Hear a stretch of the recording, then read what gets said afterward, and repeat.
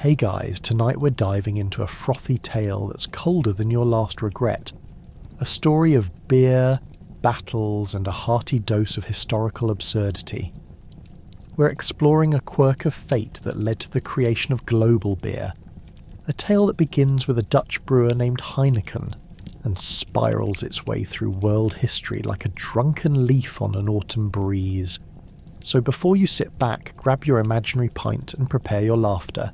Take a moment to like the video and subscribe. But hey, only if you actually enjoy what I'm brewing up here. And drop a comment telling me where you're tuning in from, because let's be honest, it's always 5 o'clock somewhere. Except if you're in a medieval war zone, in which case it's more likely a pitiful 10 AM, and you're out of beer.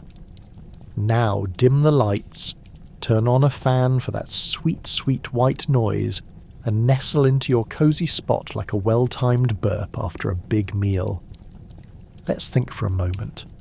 Ever pondered how a simple lager could play a role in winning wars? Would you trade your finest brew for a barrel of gunpowder? How many battles were fought over who gets to pick the first toast? Do you think the knights of old preferred their mead ice cold? And now, congratulations.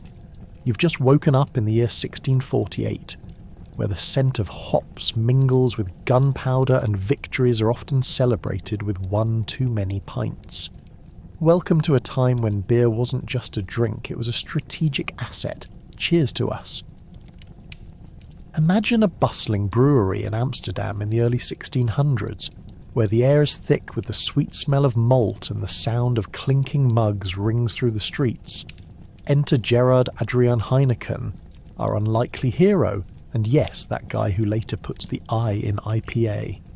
A dreamer with a penchant for brewing, he wasn't just trying to make beer, he aimed to create liquid gold. Born in 1841, Heineken was not just another face in a crowd of apron-clad maltsters. With an entrepreneurial spirit and a mind sharper than a freshly sharpened barley blade, he fancied himself both a sad brewer and a visionary, determined to rise above the frothy fray.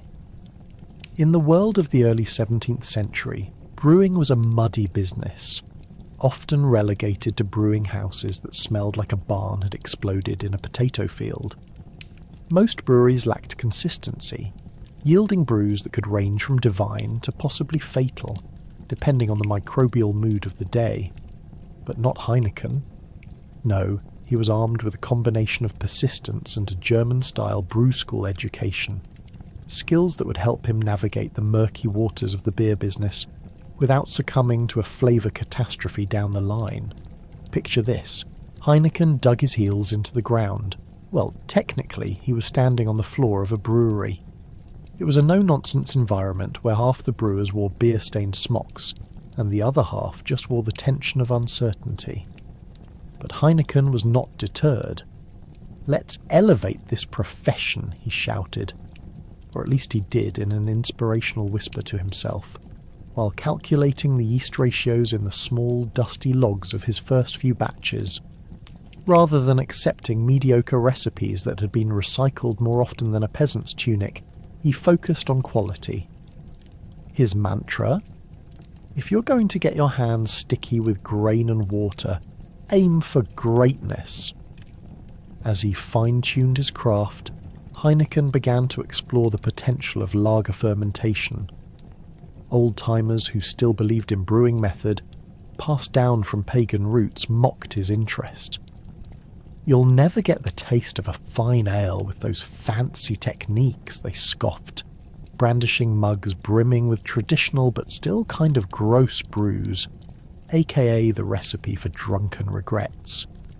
But Gerard, driven by the spark of innovation, patted his moustache, chuckled, and dove right in. There was no stopping him from transforming water, yeast, and grain into that sparkling nectar future generations would drown their sorrows in.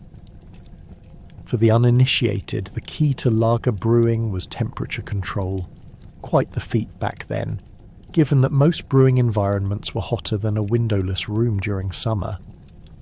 But Heineken was determined to put forth something worthy of praise rather than pity. Eventually he discovered the magic behind cold fermentation, allowing the flavours to mellow into something sublime, yet sophisticated, like a well-tailored suit at a bar fight. Soon, word spread like wildfire, or a drunken bard's ballad, about his brewing prowess. Patrons far and wide flocked to his brewery, drawn by whispers of the liquid gold that could be found there, brewed not just for business, but for the sheer joy of excellence. They weren't simply thirsty, they were dreaming of what each brew might be, a crown prince of quench, or a knight of nightcap. Tavern owners clamoured to sign contracts, turning Heineken's brand into a household name.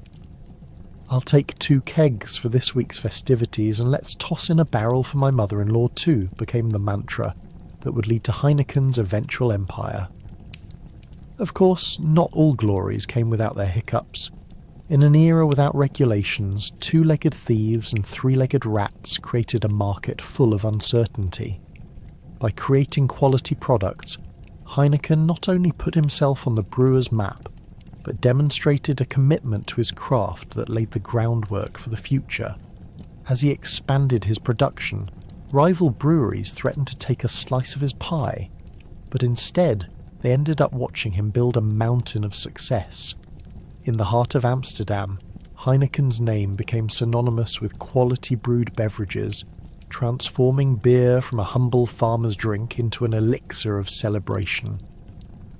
As he poured his liquid creations into mugs, the world suddenly felt a little better tuned in to the spirit of camaraderie. His enduring legacy lives on, shaping not just a company but a culture, where to sip on beer is to feel a history braided into every foam-topped head, a delicious testament to the brewing legend that forever changed the world.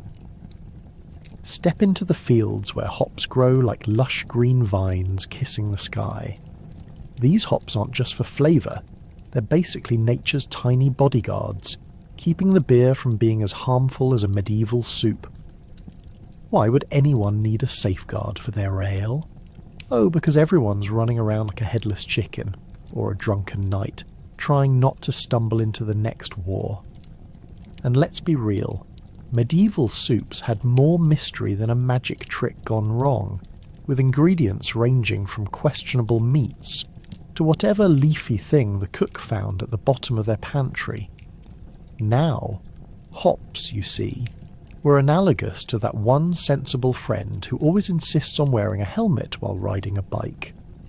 Generally ignored until you hit a pothole, these delicious buds act like natural preservatives, gently protecting drinkers from the mischievous bacteria looking to wreak havoc in an already volatile world.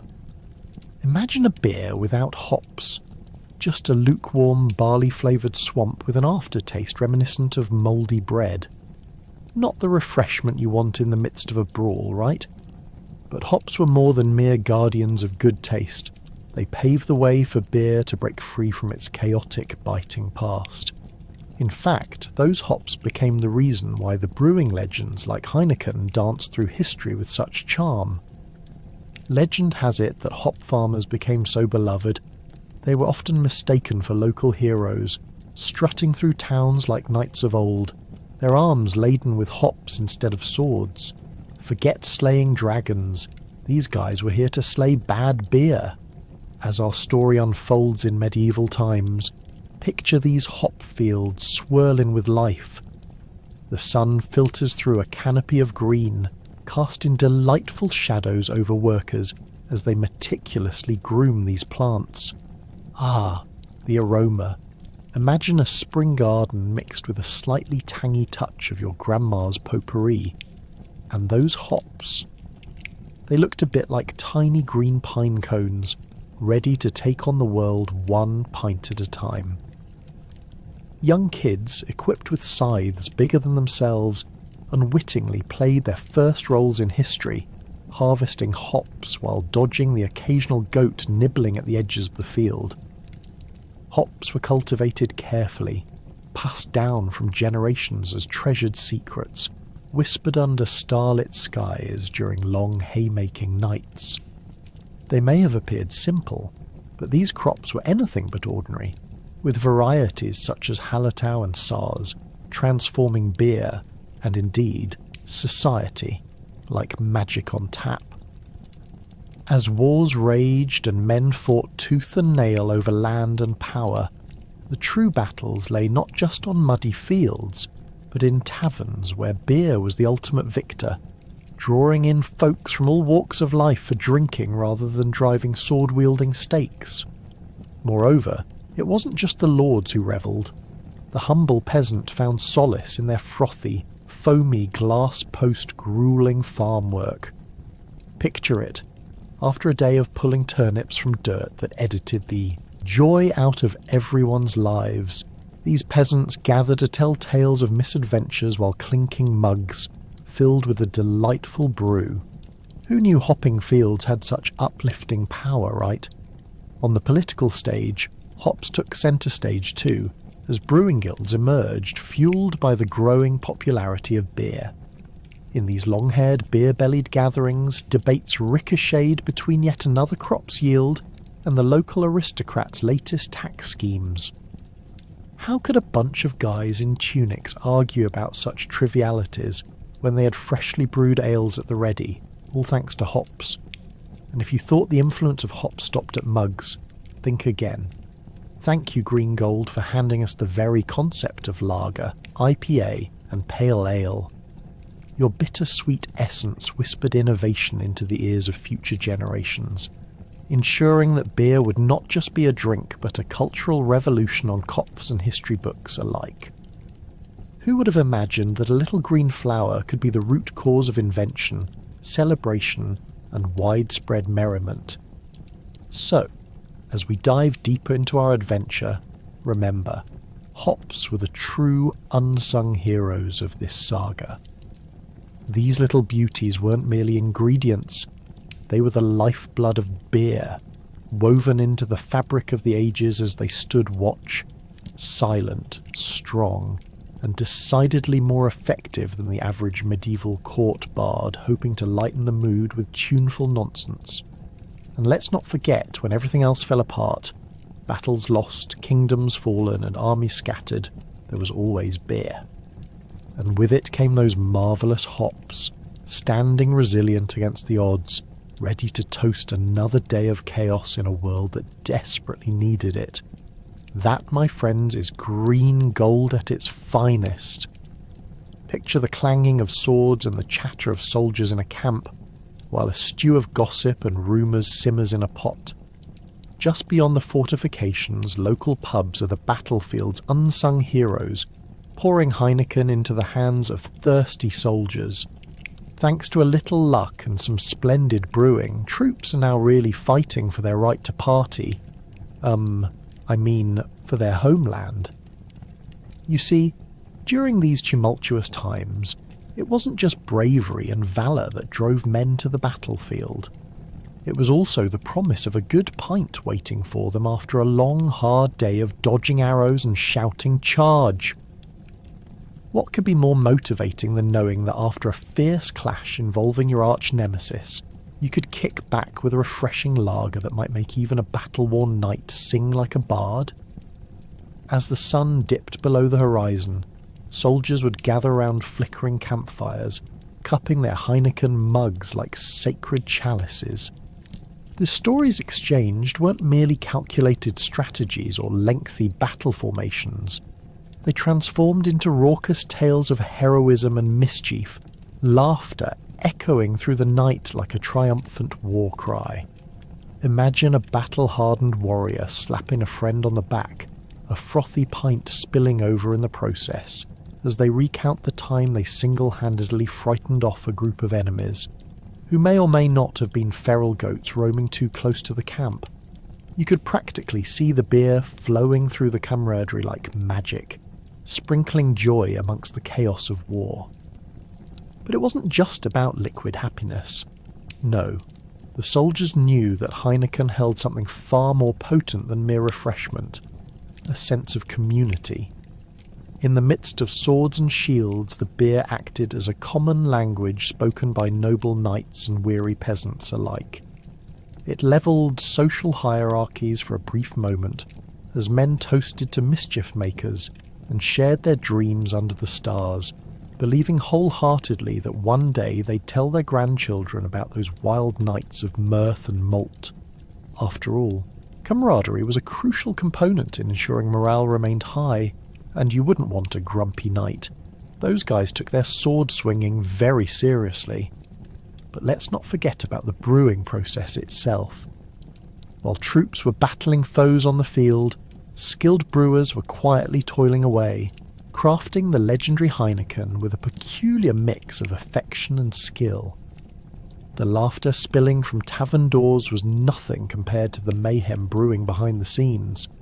Imagine stout-hearted men and women hustling around, pouring grains and hops together, as if casting spells in some kind of medieval cauldron.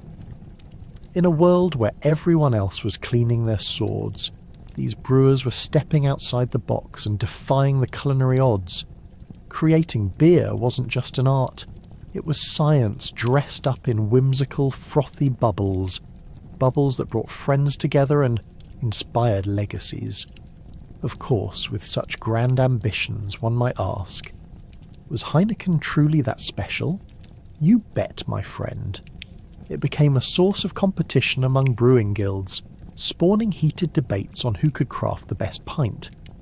Think of it like a medieval episode of Top Chef, where each contestant tried to not just brew, but conjure elixirs to rival the god's nectar. The buzz surrounding these brews turned heads, drawing soldiers away from battle planning and straight into beer debates. "Your ale is weak," they'd bellow, gesturing with their tankards, escalating the tension and turning friendly squabbles into heartfelt showdowns. Even the nobility weren't immune to the allure of Heineken. Picture lords and ladies, bedecked in their finest attire, hiding behind castle walls and sneaking pints to toast their own cleverness.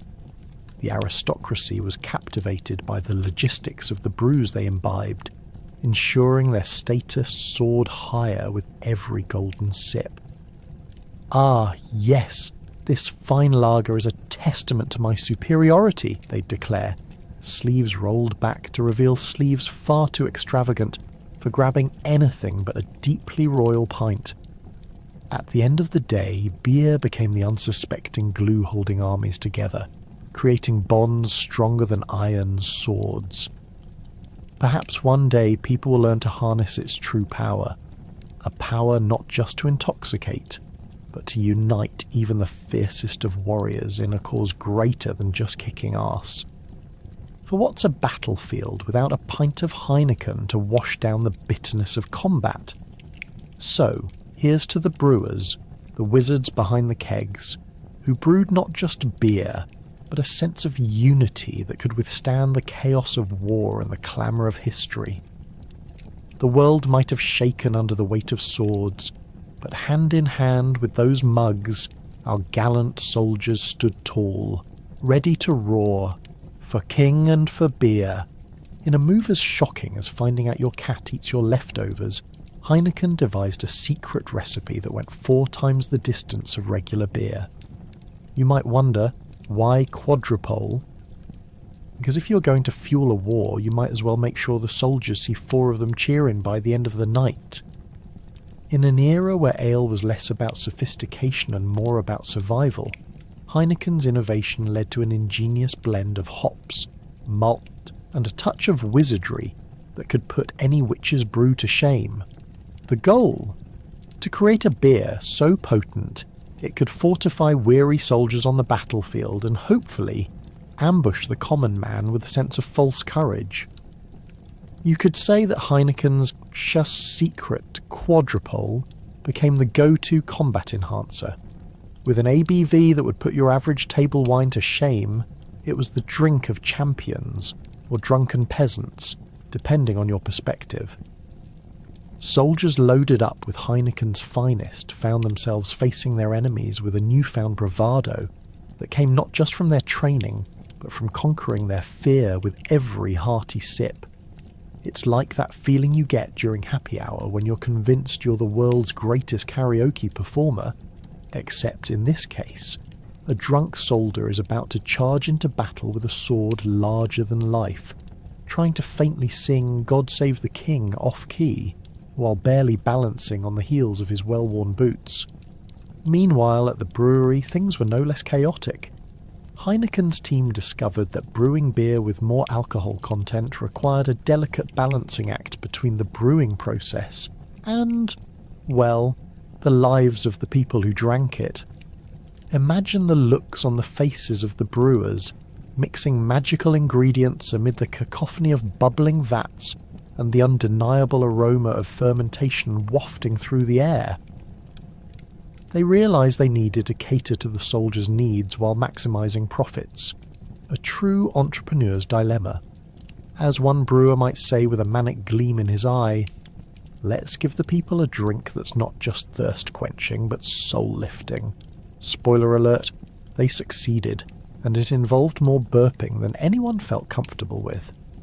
As soldiers and commoners alike guzzled down this legendary quadrupole brew, tales began to spread. Calamatis turned into comical legends. Over time, anecdotal evidence emerged suggesting that a Heineken-fueled charge across the battlefield came with the threats of sprained ankles from over-eager leaping or even the occasional chaotic backflip. But who cares? Nothing could stop the fun or the allure of glory that hovered over the frothy superhero called Heineken. Ever heard of a knight with a spectacular flop during a duel? Sure you haven't. But if you had, I bet a pint's worth of pixels that Heineken was involved. Of course, as with any burgeoning legend, rival brewers began to pop up like poorly crafted mushrooms after a rainstorm, each scoffing at Heineken's approach and boasting that they could offer something just as good, if not better. But those attempts fizzled out faster than you can say bad beer. Heineken stood by its magical quadrupole, declaring, "Why don't you take your weak sauce and drown it in the moat?" And thus they embedded themselves further into the hearts and possibly the stomachs of the masses. Plus, who could resist the clever marketing? Ad campaigns touting, brewing for a better battle, and wars won, hangovers lost, took off.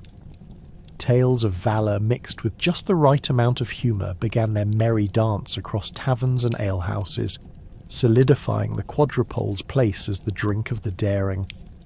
People started collecting rare bottles like they were trophies after battles instead of mere vessels for liquid refreshments. In the end, Heineken leveraged its quadrupole not only as a game-changer in brewing, but also as a cultural phenomenon that swept through the ages. As people laughed, fought and made merry over copious amounts of beer, the legend of Heineken expanded beyond mere liquid luxury. The quadrupole served as a reminder that while battles may rage and conflicts simmer, there's always a time for camaraderie, and there's plenty of frothy comfort in a pint of beer to lubricate the gears of history. Raise a glass, dear listener, because without Heineken, who knows how many more battles we might have fought sober. Cheers. The Marketing Masterclass. What happens when you take a brewing genius and unleash him upon the world? You get someone who knew that branding was just as important as brewing. Picture Heineken donned in an unfortunate outfit screaming, "Look at my beer," while handing out samples at fairgrounds. Who needs a fancy label when your product can get its own fanfare? Heineken understood that beer wasn't just a drink. It was a lifestyle, a ticket to camaraderie, and a passport to fun. He transformed the world of brewing into an epic spectacle, where the chosen few, those who got to sip their latest concoction, felt like knights at a jousting tournament. Stepping back a bit, let's reflect on the medieval drink scene. It was less about artisanal microbreweries and more about survival. Beer was practically a beverage of necessity, much like water but with a lot more buzz, literally. Heineken, however, was sowing the seeds of brand loyalty back when most people were still trying to figure out how to make sure their soup didn't contain a rat. He climbed the ladder of marketability, representing a frothy revolution in how beer could be marketed. What if, he must have pondered, I could get people excited about my ale before they even tasted it? Donning a dazzling smile along with his outlandish outfit, he was there to sell dreams, or at least daydreams a la Bali. Let's dive into his marketing strategies, which would make even modern advertisers envious. Heineken harnessed the power of word of the mouth, an ancient technique that brought communities together. Think of it as Instagram for the medieval or early modern times, where your friends raving about his recent Heineken experience felt like discovering the latest must-have gadget. Have you ever tried the ale so tasty, it practically dances on your tongue? One would exclaim over stews and poorly churned butter. Soon everyone wanted to jump on that fizzy bandwagon. But Heineken didn't stop there. He embraced the idea of storytelling. Where the water was tainted with disease and the leaks were screaming, "Steal me," beer became the hero of the hour. He crafted narratives around his brewing process. "From our fields to your frothy glass" was his unofficial motto, implying that every sip was a journey through nature's grace and human innovation. Who knew you were not just drinking beer, but taking part in an epic saga spanning generations? Suddenly, everyone felt like part of the Heineken family. Add in some extravagant events, and you start to see how Heineken became more than just a beverage. It became an experience. Imagine elaborate beer festivals where Heineken's bubbling brews flowed freely like the Rhine itself. People wore those unfortunate outfits along with Heineken's labels, partying as if they had found the holy grail of liquor. Under dim fairy lights, couples swayed awkwardly while debating the best pitch for why their ale was superior, each side trying to out-froth the other. I heard their hops are blessed by ancient monks, one might claim, while another fires back, "Well, mine was brewed over the laughter of children." Tensions rose only to be eased once again by the magic of beer. The unique element of Heineken's marketing strategy was his understanding of consumer psychology. He didn't just want you to like his beer, he wanted you to love it, to feel it in your soul, uniting the masses over steins of joy and despair. Mostly joy, thank goodness. Crafting a community around the love of beer became essential, and Heineken tapped into that nostalgia for simpler times, where drinking ale meant family, friends, and a story about that time someone drank a little too much and mixed it with pickled herring. So children gathered Grandpa's war stories, friends recounted heroic feats while holding Heineken high, and the rest followed suit in raising their glasses, showcasing unity through an early form of social media. And more importantly, as the tales spread, this little brew born in Amsterdam began its journey across the globe, becoming a universal symbol of good times. Through humour, innovation, and a little theatrical flair, Heineken didn't just sell beer, he sold an entire lifestyle. A frothy connection that tied people together whether they were sharing a laugh or a regretful confession after one too many pints. As we uncork our own bottles today, let's take a moment to raise a toast to marketing wizardry that has transformed the humble brew into an immortal ambassador of joy. Truly, Heineken's legacy wasn't just in the beers he concocted, but in the love and laughter those brews continue to foster today. Cheers. Flash forward to the battlefield, where tensions run higher than the foam on a fresh pint. Soldiers don't just come armed with swords, but also armed with their trusty pints of Heineken. Could delicious beer become the ultimate weapon in the war of minds? Spoiler alert, yes, yes it could. On the front lines of conflict, where the sound of clashing steel fueled the fires of fear, the refreshing aroma of Heineken had begun to turn the tide, quenching not just the soldiers' thirst, but also the thirst for victory. As you stand in the mud and blood-soaked trench, you can't help but clutch your pint like a talisman against impending doom.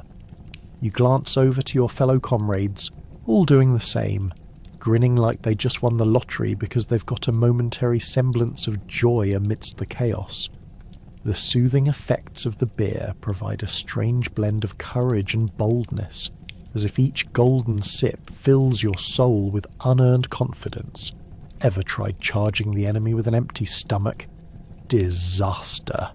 But with a Heineken in hand, you're an invincible warrior, ready to take on dragons, or at the very least those pesky rival brigades standing a few paces ahead. The beauty of beer as a morale booster isn't just about the liquid, it's about the entire ritual that surrounds its consumption. Soldiers gather in makeshift taverns before heading into battle, sharing stories and laughter, the kind that only comes after a few hearty pints. This is where friends are made, rivalry is born, and camaraderie solidifies with each clink of the mugs. It's like a medieval pep rally, except instead of pom-poms, there are barrels of beer being rolled in from the back. Who needs motivational speeches when you've got drunken metaphors and toasts to fallen comrades? As the sun dips below the horizon and the battlefield transforms into a painter's canvas of crimson and gold, you'll find soldiers exchanging their war stories with deep, heartfelt tones punctuating the laughter. Is it the iron in our swords that makes us warriors, one might confess, or the iron in our pint that makes us legends? Their cheeks flushed with warmth and excitement.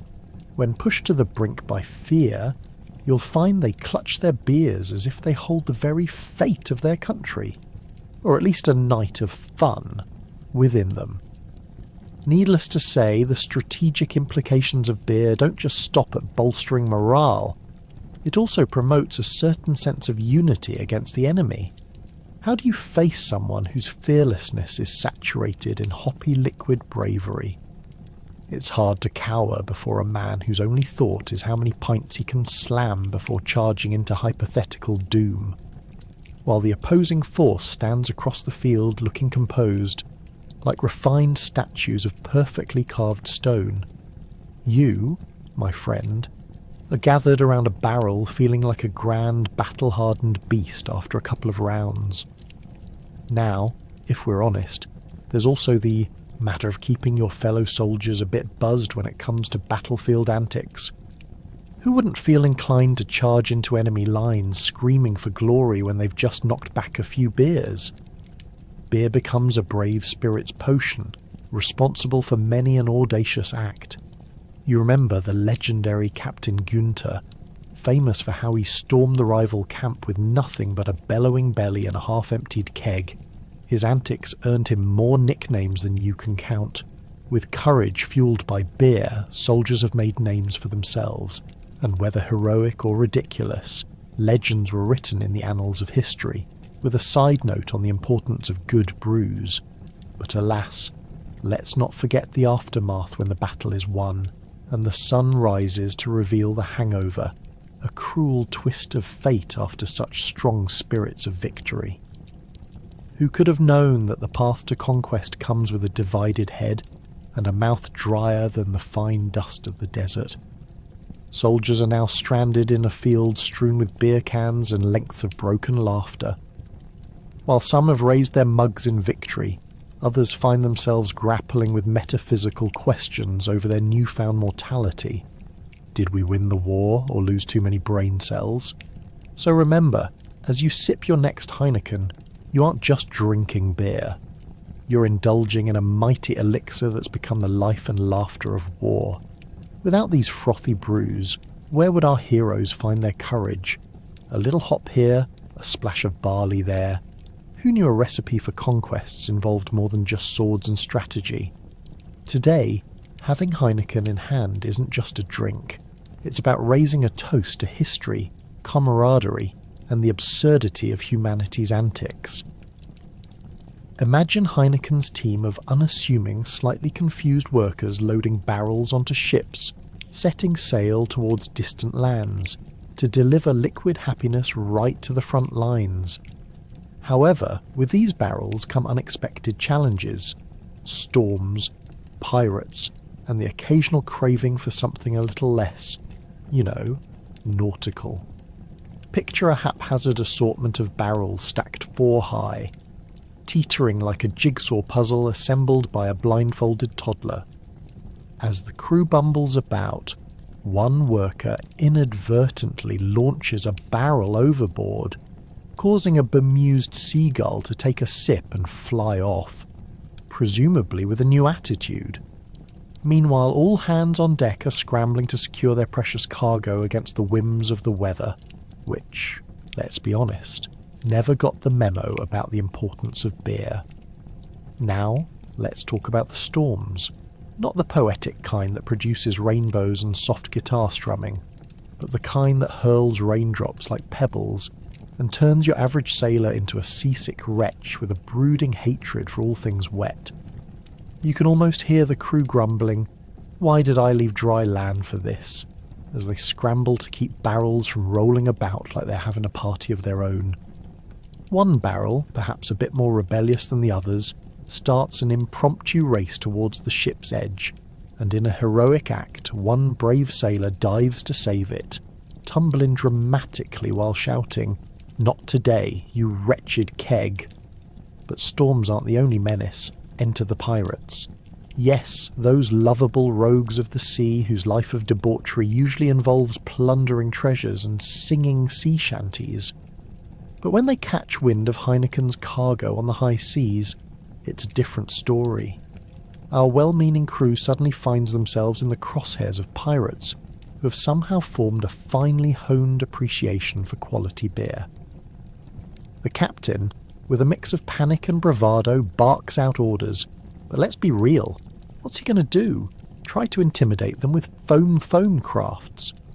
The tension could be cut with a dull sword as a fearsome pirate approaches the captain, looks him dead in the eye and says, "Aye, I'll take a barrel of that fine brew, or I might just have to make you walk the plank, and by plank I mean a beer barrel." Meanwhile, the crew has a word to say about this debacle. But what if they drink all of it? Don't they know that every pint lost is a soldier deprived of happiness? While the pirates may have initially hoped to steal gold, they are taken aback by the rebellion of the crew as fervent as their thirst for Heineken. "Let's negotiate," suggests one of the more diplomatic sailors. "I'll give you half the brew if you promise not to sing about it later like some sea cowboys."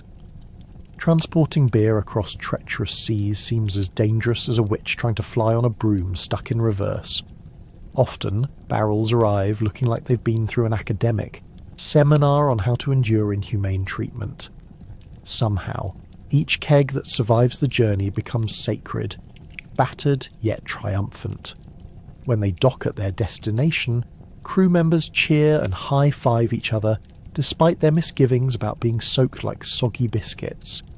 Yet, beyond storms and pirates lies another challenge: logistics. After all, how do you ensure beer reaches the right troops without turning it into a game of drunken roulette? The answer: complex networks of communication. Messages travel faster than gossip in a medieval tavern, often taking several days, just to coordinate shipments. In a desperate plea to be in the loop, one lower-ranking sailor might yell, "Just a note, beer does not travel well when not affiliated with happy thoughts," convincing officers that the best way to handle beer shipments is through the good vibes only method doesn't usually earn him points. And then there's the elegance of the barrels themselves. Each barrel tells a story. This one contains the charm of hops and barley from the finest fields, mixed with my secret ingredient, delusions of grandeur, one zealous worker might boast. The other crew members roll their eyes while trying to balance the idea of hops and hallucinations. Finally, once the barrels safely reach their destination, the true magic happens.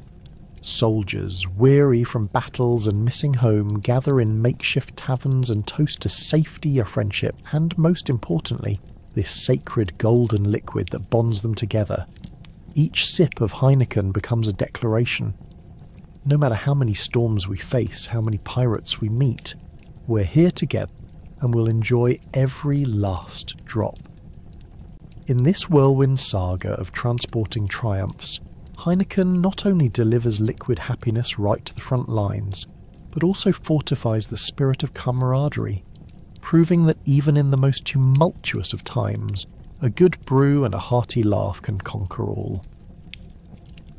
Raise your glass as we toast to kings, queens and battle-scarred peasants alike, each clutching a mug of Heineken as they celebrate defiance and victories. Was it the courage of men in armour, or simply the comfort of beer that led to triumph? Could the fate of kingdoms have hinged on heads tilted back in laughter? Ah, the medieval revelry.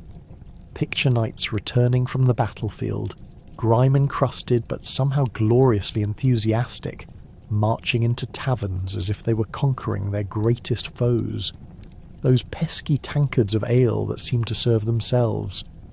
In the heart of these raucous gatherings, the atmosphere crackles with a blend of bravado and ale-induced euphoria. One can only imagine the scenes. Heads are thrown back, voices soar, as stories of battles fought and won twist through the air on a cloud of hoppy fragrance. Yet, let's be real. The real battle isn't just against dragons or rival clans. It's about who can drink their way to glory while simultaneously convincing their peers that they're the next great war strategist. Look, everyone. Sir Grumbles a lot may have lost an arm to a marauding band of Vikings, but don't let that stop you from challenging him to a drinking contest. It's just expected. Now, how could Heineken's amber nectar possibly be a secret weapon in the arsenal of victory? Well, it turns out that when you drown your worries in enough robust brews, the nerve-wracking edge of combat begins to blunt. Tension dissipates like foam on a freshly poured glass.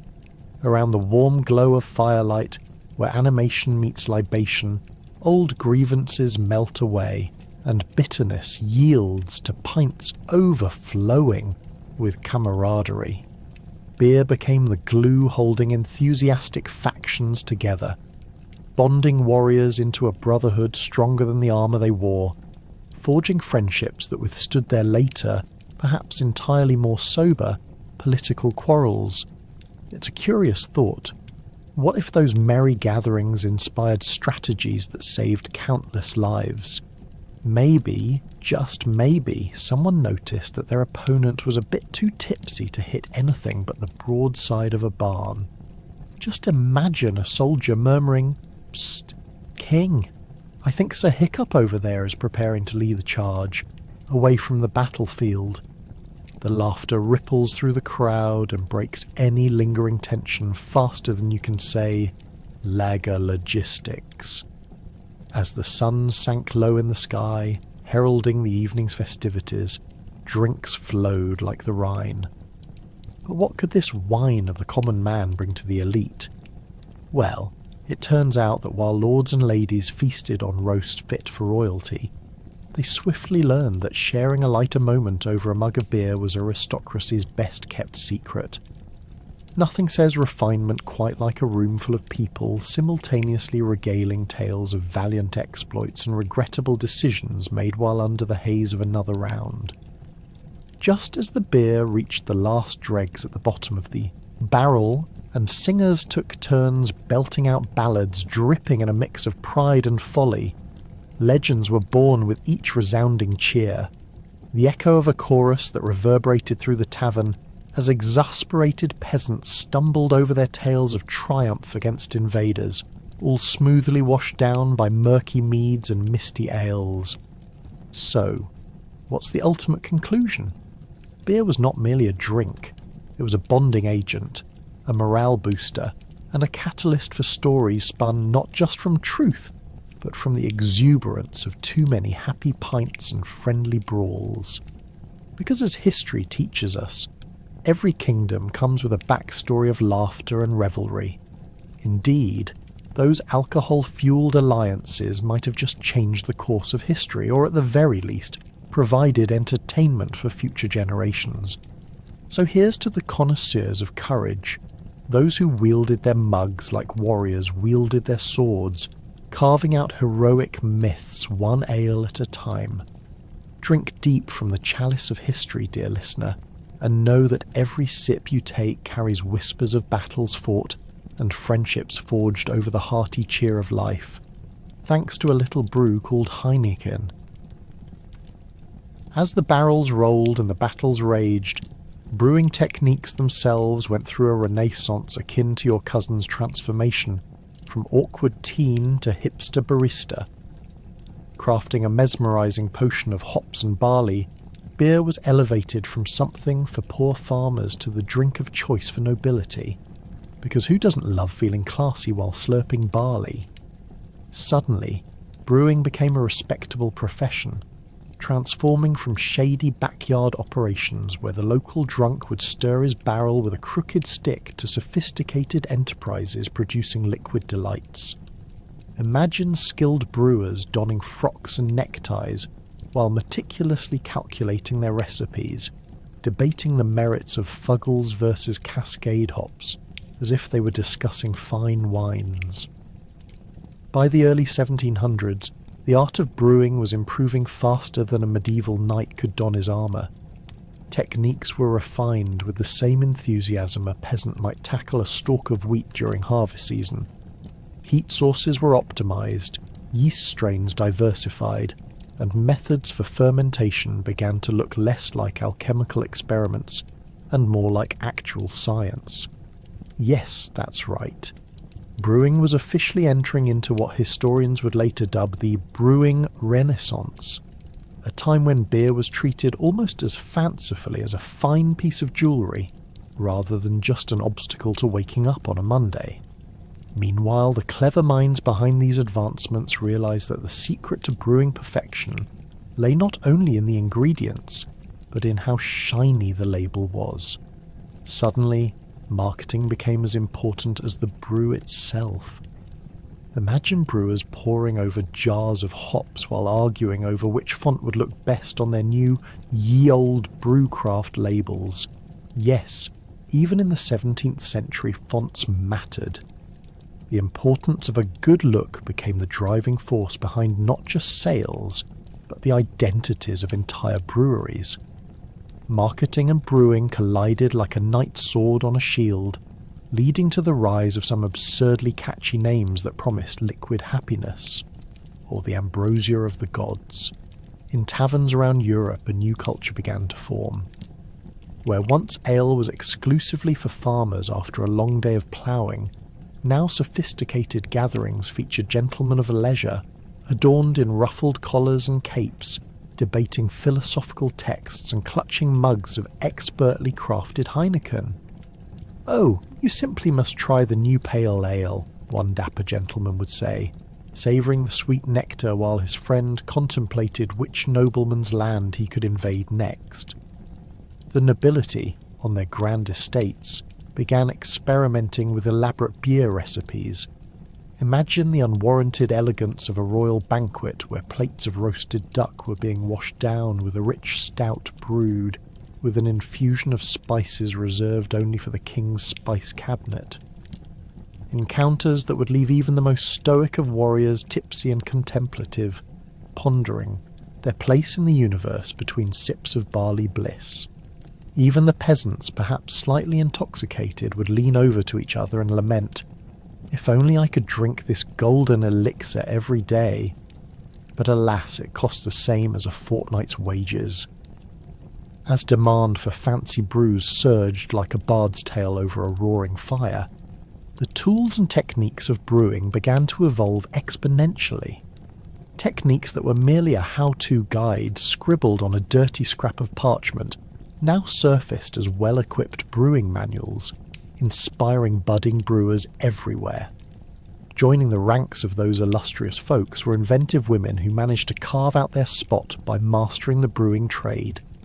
Picture a crafty matron tossing in secret spices and laughing heartily over her cauldron, while summoning her loyal customers like some medieval sorceress.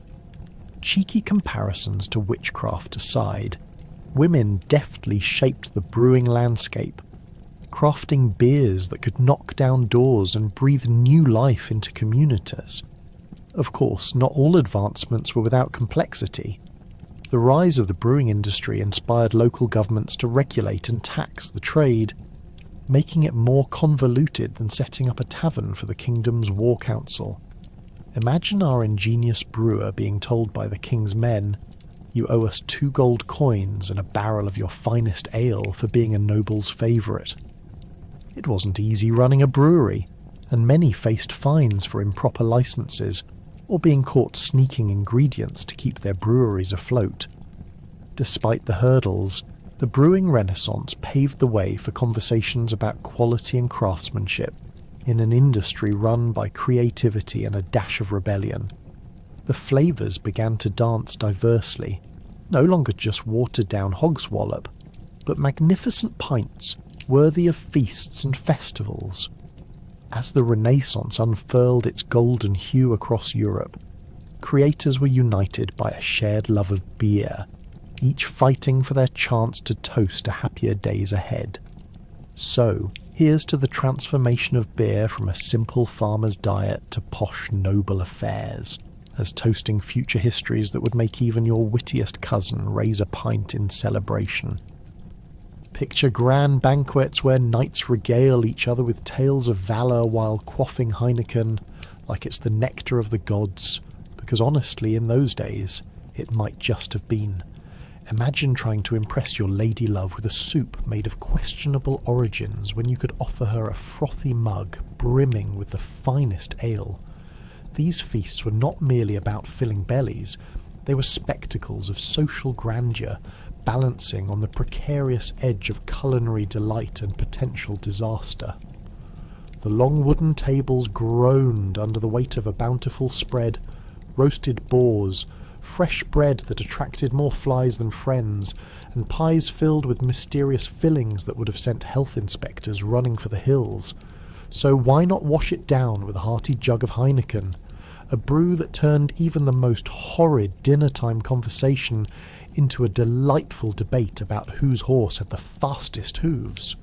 And if your lordly demeanour didn't manage to woo the ladies, a perfectly poured pint could. The gallant clinking of tankards pierced the air like a love spell, drawing everyone's attention as they raised their glasses, declaring, "Let's drink to our courage." Nothing could make you seem more dauntless than a beverage of frothy bravado, but let's talk about the atmosphere. The chatter was punctuated with the ungracious sounds of meat tearing, and the occasional belch of a sated knight who forgot where he was. Knights clad in shining armour would boast about their escapades while trying to wipe saucy fingers across the fabric of their tunics, all while thinking they were the epitome of sophistication. Ever seen a knight break into a triumphant song mid-bite, only to choke on a rogue piece of chicken? It's like watching an epic battle for honour that ends in a glorious misfire.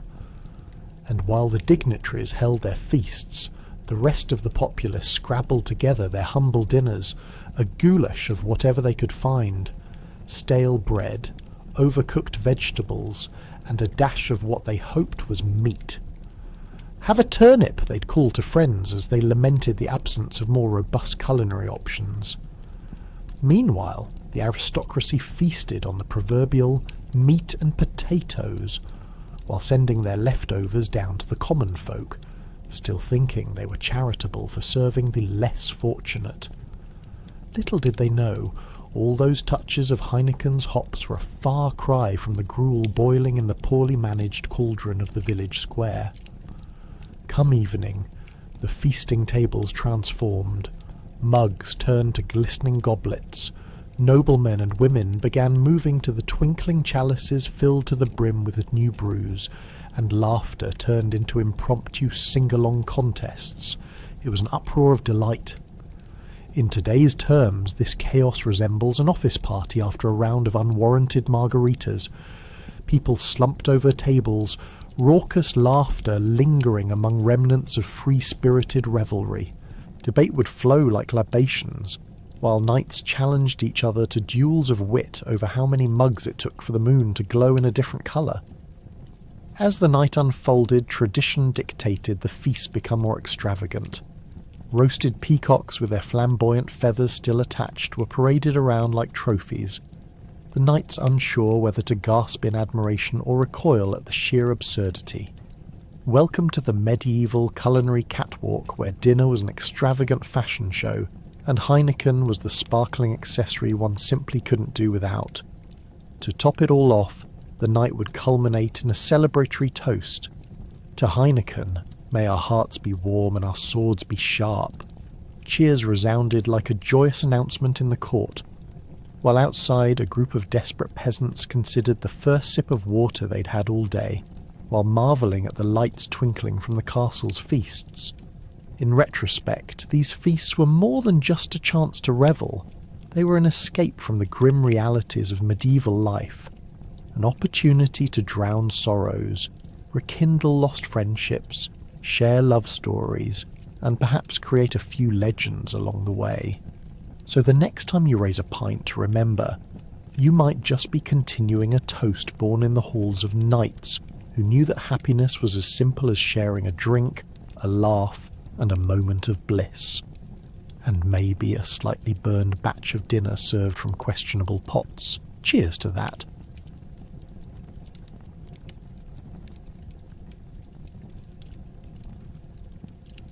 Innovations and inspirations. Innovation! The buzzword that makes us think anyone could be inspired unless they live in the 17th century. Heineken wasn't just about brewing, it was about constant tinkering, flipping recipes upside down and seeing what fell out. Did they brew beer with added vitamins? Maybe. Were people becoming healthier? Probably not. But hey, at least it was creative. As humankind stumbly edged its way through the complex dance of existence, swinging from festivity to labour and back again, Heineken was beginning to understand one essential truth. Beer could be more than just a thirst quencher. It could be a cultural phenomenon, a coping mechanism, and yes, even a convenient excuse for strategic alliances. Imagine a bustling brewery, its air heavy with the scent of roasted barley and hops, where experimentation turned brewers into alchemists. The folks at Heineken, clearly grasping the golden ratio of deliciousness and disaster, began to realise that a pinch of this and a dash of that could lead to entirely new brews. Some even claim they experimented with different types of yeast, leading to a process that left customers wondering if their beer was brewed in heaven, or just at the end of the street where Uncle Han's cat liked to pee. Each concoction was like a medieval chemistry set, with each bubbling vat a chance to stumble upon the next great beverage. The result? Possibly the world's first flavoured beer, before we ever had to face the horror of pumpkin spice lattes. As Heineken experimented with recipes, word began to spread far more quickly than anyone anticipated. It was like the medieval version of chain reactions, where someone randomly documents that this beer makes me dance better, and suddenly every hopeful farmer was lining up to fill their tankards. The idea of selling happiness in a glass began to take hold, as did the reality that there was gold to be found in liquid refreshment. Why bedazzle theatregoers with mediocre mead when you could provide the crystal clear reward of Heineken in the taverns? Not only were they innovating, but they were also closing deals that sounded like they should belong on a negotiation table rather than a brewery. Heineken shifted its focus towards distribution, think less local posting and more like an ancient version of Uber Eats for beer. Imagine the brewers in their initial meetings, perhaps over a pint or two, discussing transportation methods that could carry their precious liquid craft across canals and cobblestones. Like, why not make an entirely different way to get beer to the people? They needed to get it from point A to point beer. Enter the adventurous bargoers who stumbled upon what would soon become the answer to all of life's hangry moments. A little strategy and a whole lot of Heineken. And if a beer shortage ever arose due to some unexpected disaster, Like peasants revolting over a lack of beer nights, there were always creative ways to maintain customer loyalty. For example, let's paint a picture of an underappreciated brewer in a cosy little corner, scratching their head over logistics and discovering that sending barrels on riverboats was a brilliant idea. The brewery could simultaneously lower shipping costs and spread cheer, with an occasional side of that "I drank too much last night" headache. Next, consider the dawn of marketing, an invaluable ally to Heineken's brewery. The marketing geniuses of the time hopped aboard as if the beer weren't the star of a craft fair. They expanded the notion that drinking should come with storytelling. So naturally, round tables were replaced with larger-than-life bar stools filled with boisterous laughter, intimidating enough to make a tavern keeper consider a second round of parley before raising the price of ale. They might not have had social media like we do now, but word of mouth spread faster than a bar fight among angry peasants. Then, just when you thought they were finished innovating, Heineken was bold enough to play around with branding. Their logo became a beacon for good company and good conversations. Image matters. In the 17th century, if you weren't out there making friends over a hearty pint, were you even living? Picture the day when Heineken realised their beer could be presented as if it reigned atop the brewing throne.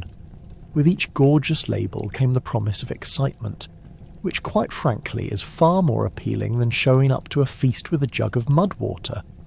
Ultimately, through tireless innovation, quirky experiments, and whimsical branding, Heineken reminded us that history is often cleverer than we assign it credit for. The alchemy of brewing and marketing wove together a fabric that not only brought communities together, but wove tales that will continue to ripple through time. Cheers to that kind of heritage and creativity. Enter the hallowed halls of early brewing schools where scholars in funny hats argue over the merits of fermentation while trying not to spill their experimental pints. Who would have thought mastering the art of brewing could lead to a hangover level of knowledge? Before you know it, brewing becomes a respected vocation, not just the hobby of a tipsy scribe. Imagine rows of students huddled over bubbling cauldrons filled with mysterious mixtures, hops, barleys, and the occasional stray rat or two just to keep things interesting. The laughter ricochets off the stone walls as students try to one-up each other with tales of disastrous brews gone wrong, proving that not every concoction yields liquid magic.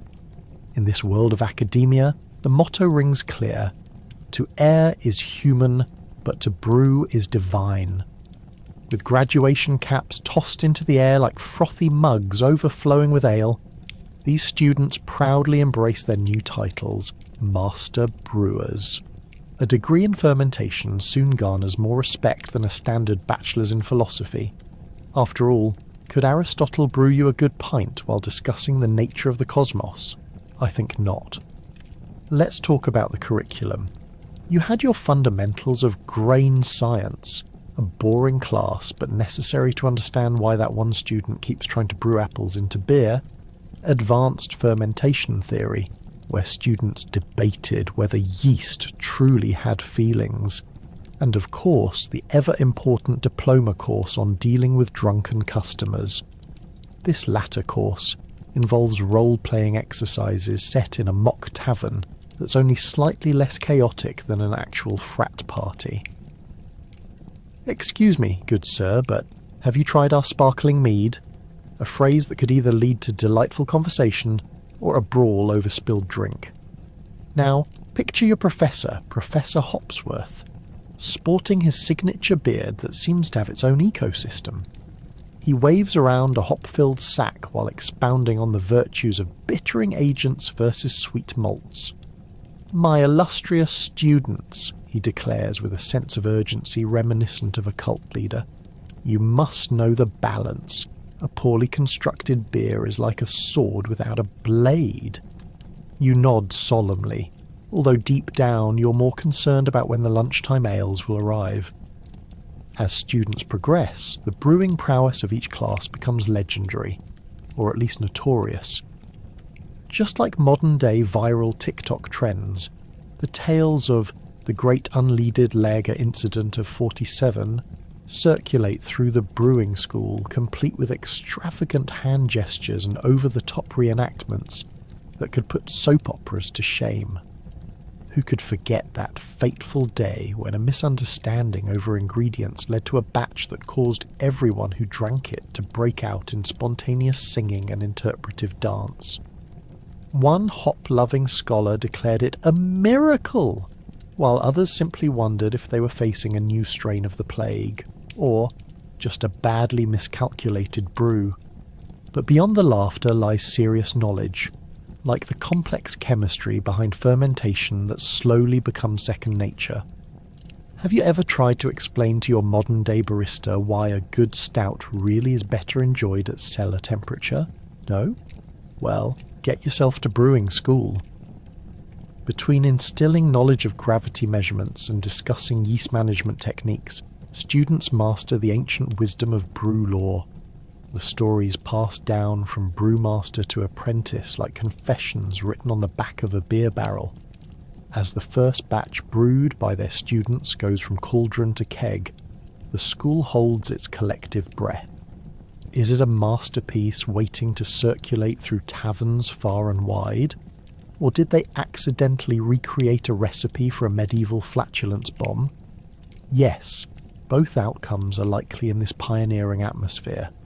And when that first pint is poured, it's met with silence before raucous laughter erupts. An inordinate amount of hiccups and raised mugs fill the air, igniting the spirit of camaraderie only beer can inspire. Fast forward several generations, and these early brewing academies foster a new respect for craftsmanship. Local taverns now display proud banners declaring allegiance to the brewing school's alumni, bright colours proudly announcing certified beer connoisseur inside. The world begins to see that brewing isn't just a fun party trick, but an essential thread within the fabric of society. Who knew that a simple glass of amber liquid could evolve from bubbling pots in comedic classrooms to a fine art enjoyed around the globe? And thus, the legacy of brewing knowledge flourishes. Knowledge and beer intertwine, forever altering how we understand drinking culture and solidifying its place not just in bars, but also in conversations, friendships, and yes, even wars. Now, the movements of nobles and peasants alike can be tracked more easily through the availability and quality of their favourite brews, as the laughter and love for the art of fermentation makes its merry rounds across the world. Now let's discuss alliances formed over the communal barrels. These agreements were often more fragile than the contents of a barrel tossed overboard in a storm.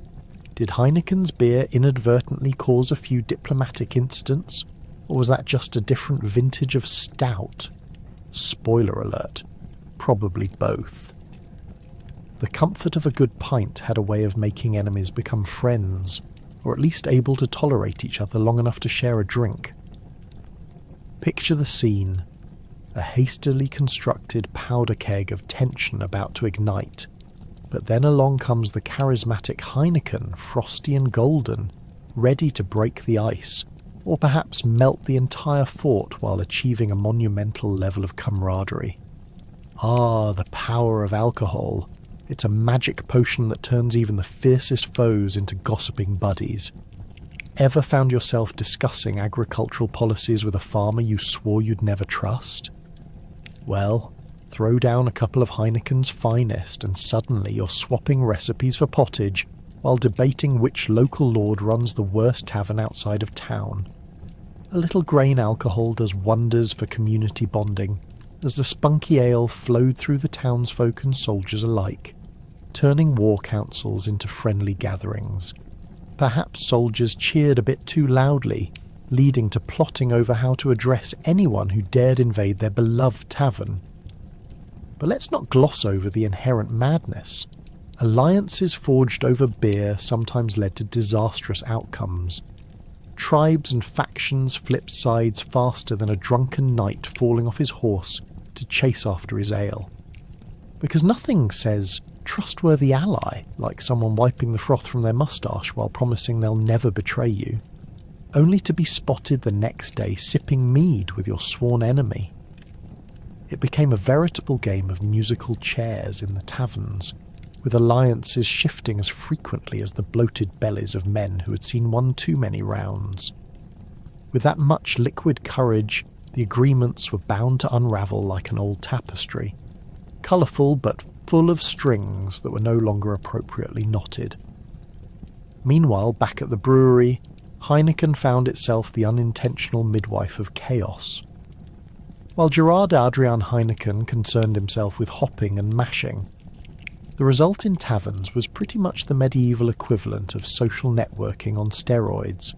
A troop leader might very well wander in, ranting about a rival warlord, and much to Heineken's surprise, by the bottom of the flask, that leader might offer to partner up, and then promptly forget about it the moment they stepped into daylight.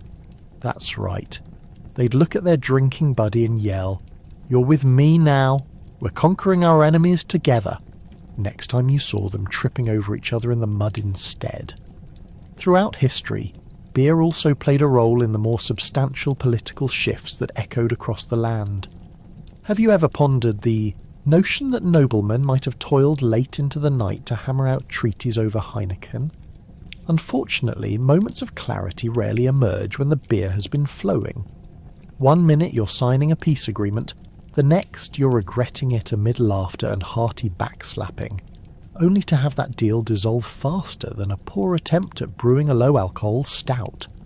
"Sure, let's make peace," they'd declare, plastered, apparently forgetting that tomorrow they'd be back to gnawing at each other's ankles. Let's not forget to consider the foreign breweries that entered the fray. Yes, those unsavoury characters pouring their lagers in already tense environments. The unfamiliar brews and foreign methods brought confusion greater than a goat in a chess match. Soldiers tasked with guarding local barrels might suddenly find themselves sipping suspiciously good ale from the wrong fountain, and with every sip their reliability for loyalty would waver. "Is this really beer? I'm not sure, but it's good enough for rebellion," they mumbled, and whispers of dissent began to ripple through the ranks. So, in essence, while Heineken just wanted to craft fine beer and spread happiness, it inadvertently became a catalyst for more wars and questionable alliances than anyone could account for. Those were the days when the phrase, "let's settle this over drinks," meant something far more terrifying than merely hashing things out. Instead, you could go from sharing a drink to suddenly questioning your life choices and whether you'd accidentally promised to conquer a neighbouring kingdom on a whim. You couldn't make this up, cheers to Heineken, the drink that not only quenched thirsts but also ignited chaos across the land, all while inspiring unforgettable, albeit bewildering tales of camaraderie and conflict. Picture treacherous journeys through smellier ports than a fisherman's sock, navigated by men who might have seen one too many shipwrecks.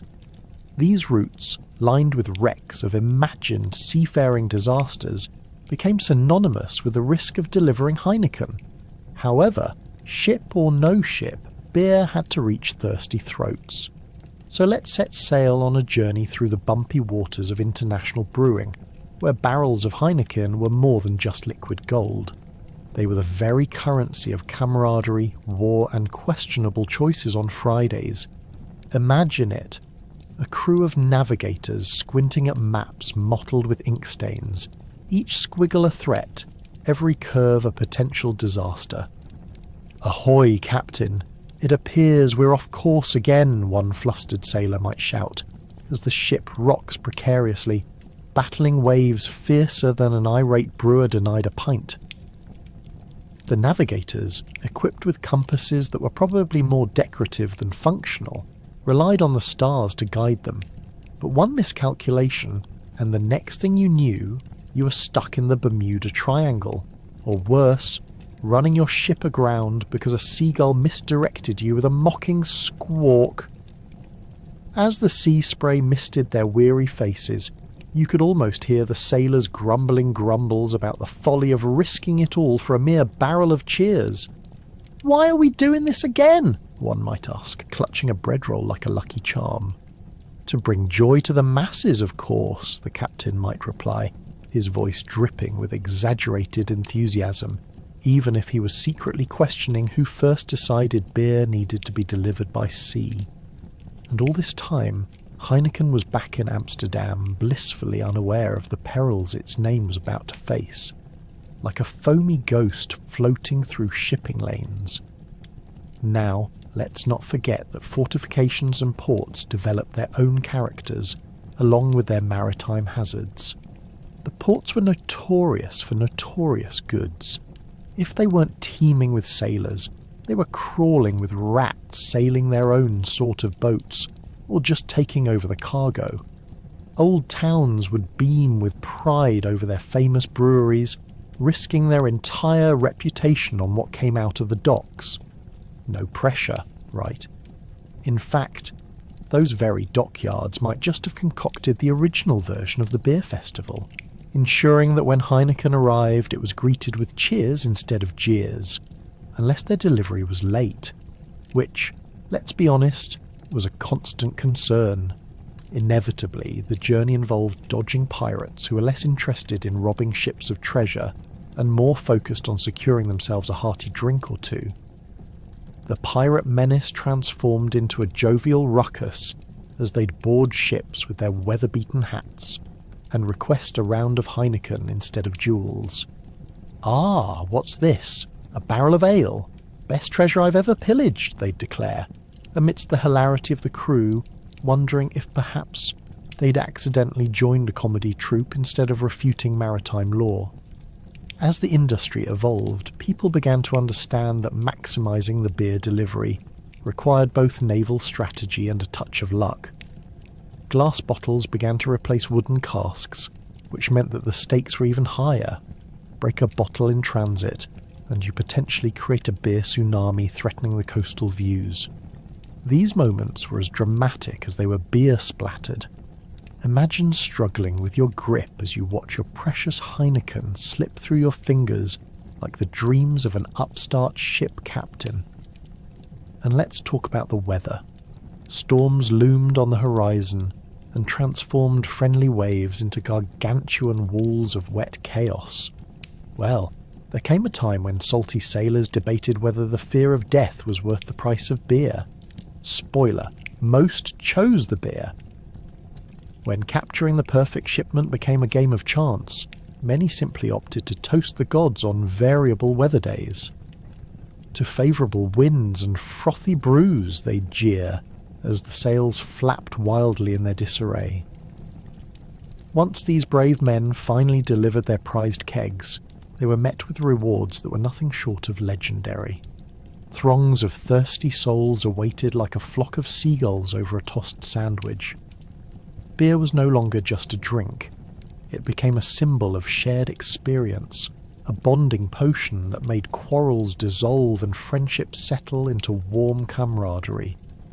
As your old brewers expanded their global reach, each shipment of Heineken carried tales deeper than the depths of the ocean. Adventures filled with heroism, disaster, and the unwavering love of a well-poured pint were steeped in time. Somehow, some way, Heineken not only survived but thrived, turning every hazardous trade route into a grand tale, one frothy sip at a time, or two. In just a few decades, Heineken wasn't just a local sensation. It morphed into a cultural phenomenon. Step aside Pyrex. Beer culture was being born, and like any good toddler, it spread messily around the globe, staining everything from taverns to banquet halls. Picture this, a vibrant pub somewhere in Europe, packed with patrons toasting with frosty mugs, a scene that feels like a Renaissance painting gone hilariously wrong. It's as if medieval peasants discovered that ale could foster camaraderie and conversations deeper than the communal soup pot. Now, as the froth and foam flowed from taps, global beer culture began adopting its own set of customs, much like gathering around a chopping board for a cooking class, without the proper knife and with less chaos. As this bubbly revolution unfolded, different nations put their own spin on the concept of drinking beer in unison, paving the way for festive traditions and rituals that would make your modern-day happy hour look like a quiet tea party. For example, imagine the animated street festivals in Germany, where people dressed in lederhosen and dirndls practically dance to the rhythm of their own enthusiastic toasts. If you've ever wondered what happens when you blend cultural pride, an excess of hops, and a zealous devotion to festivity, look no further.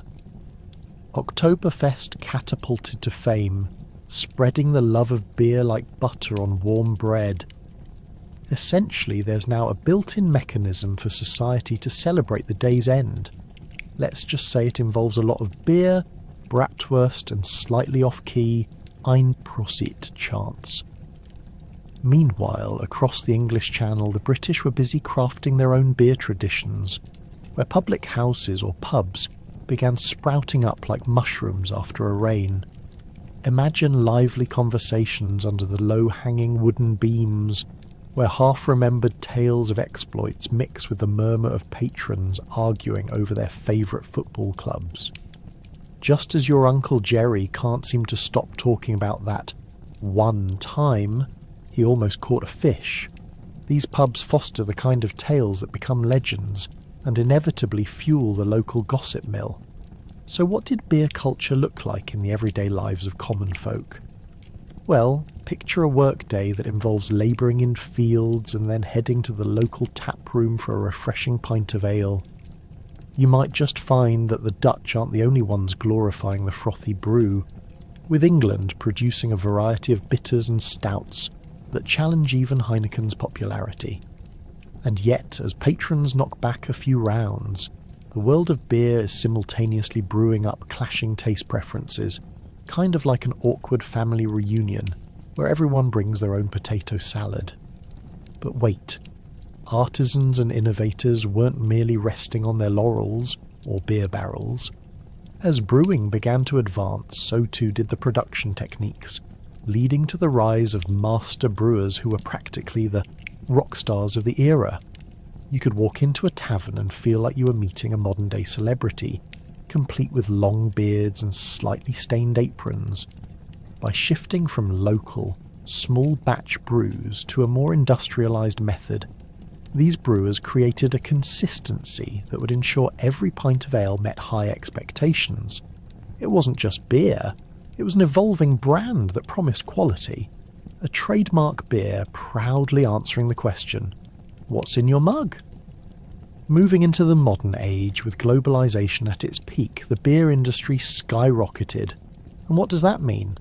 A competition of epic proportions, with breweries crashing into markets worldwide, eager to give Heineken a run for its frothy money.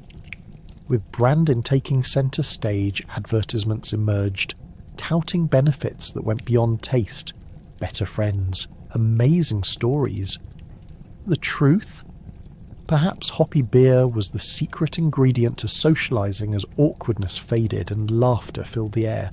And as you sip on that bottle of chillingly refreshing lager today, know that you're holding more than just fermented barley and hops. You're grasping a piece of history that unites cultures, celebrates traditions, and often leads to questionable dance moves on sticky dance floors. So, raise your glass to the global beer culture, cheers to cheers, and to that delightful touch of foamy magic that continues to bring us all together, one pint at a time. Dive into the archives to unearth the forgotten recipes of war, where disgruntled brewers concoct improbable mixtures to save their skin. Ever tried a beer brewed from swamp muck?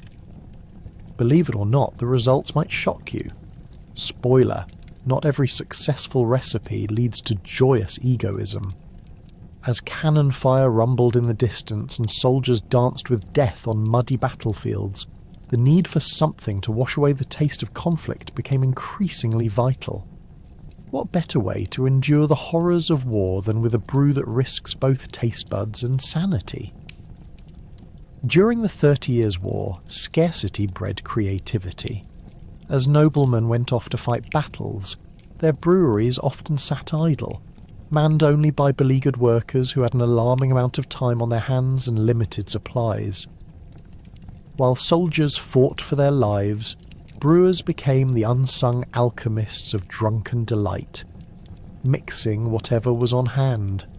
You could see it now, a dark corner of a war-torn tavern, with a questionable mixologist deep in thought, blending leftover grains with whatever greens remained viable, all while trying to ignore the foul smell wafting from the nearby porta potty. Sorry, I meant latrine. And how about that rat catching a nap? Yes, it wasn't just your imagination. The rodent population thrived in those dank brewing corners.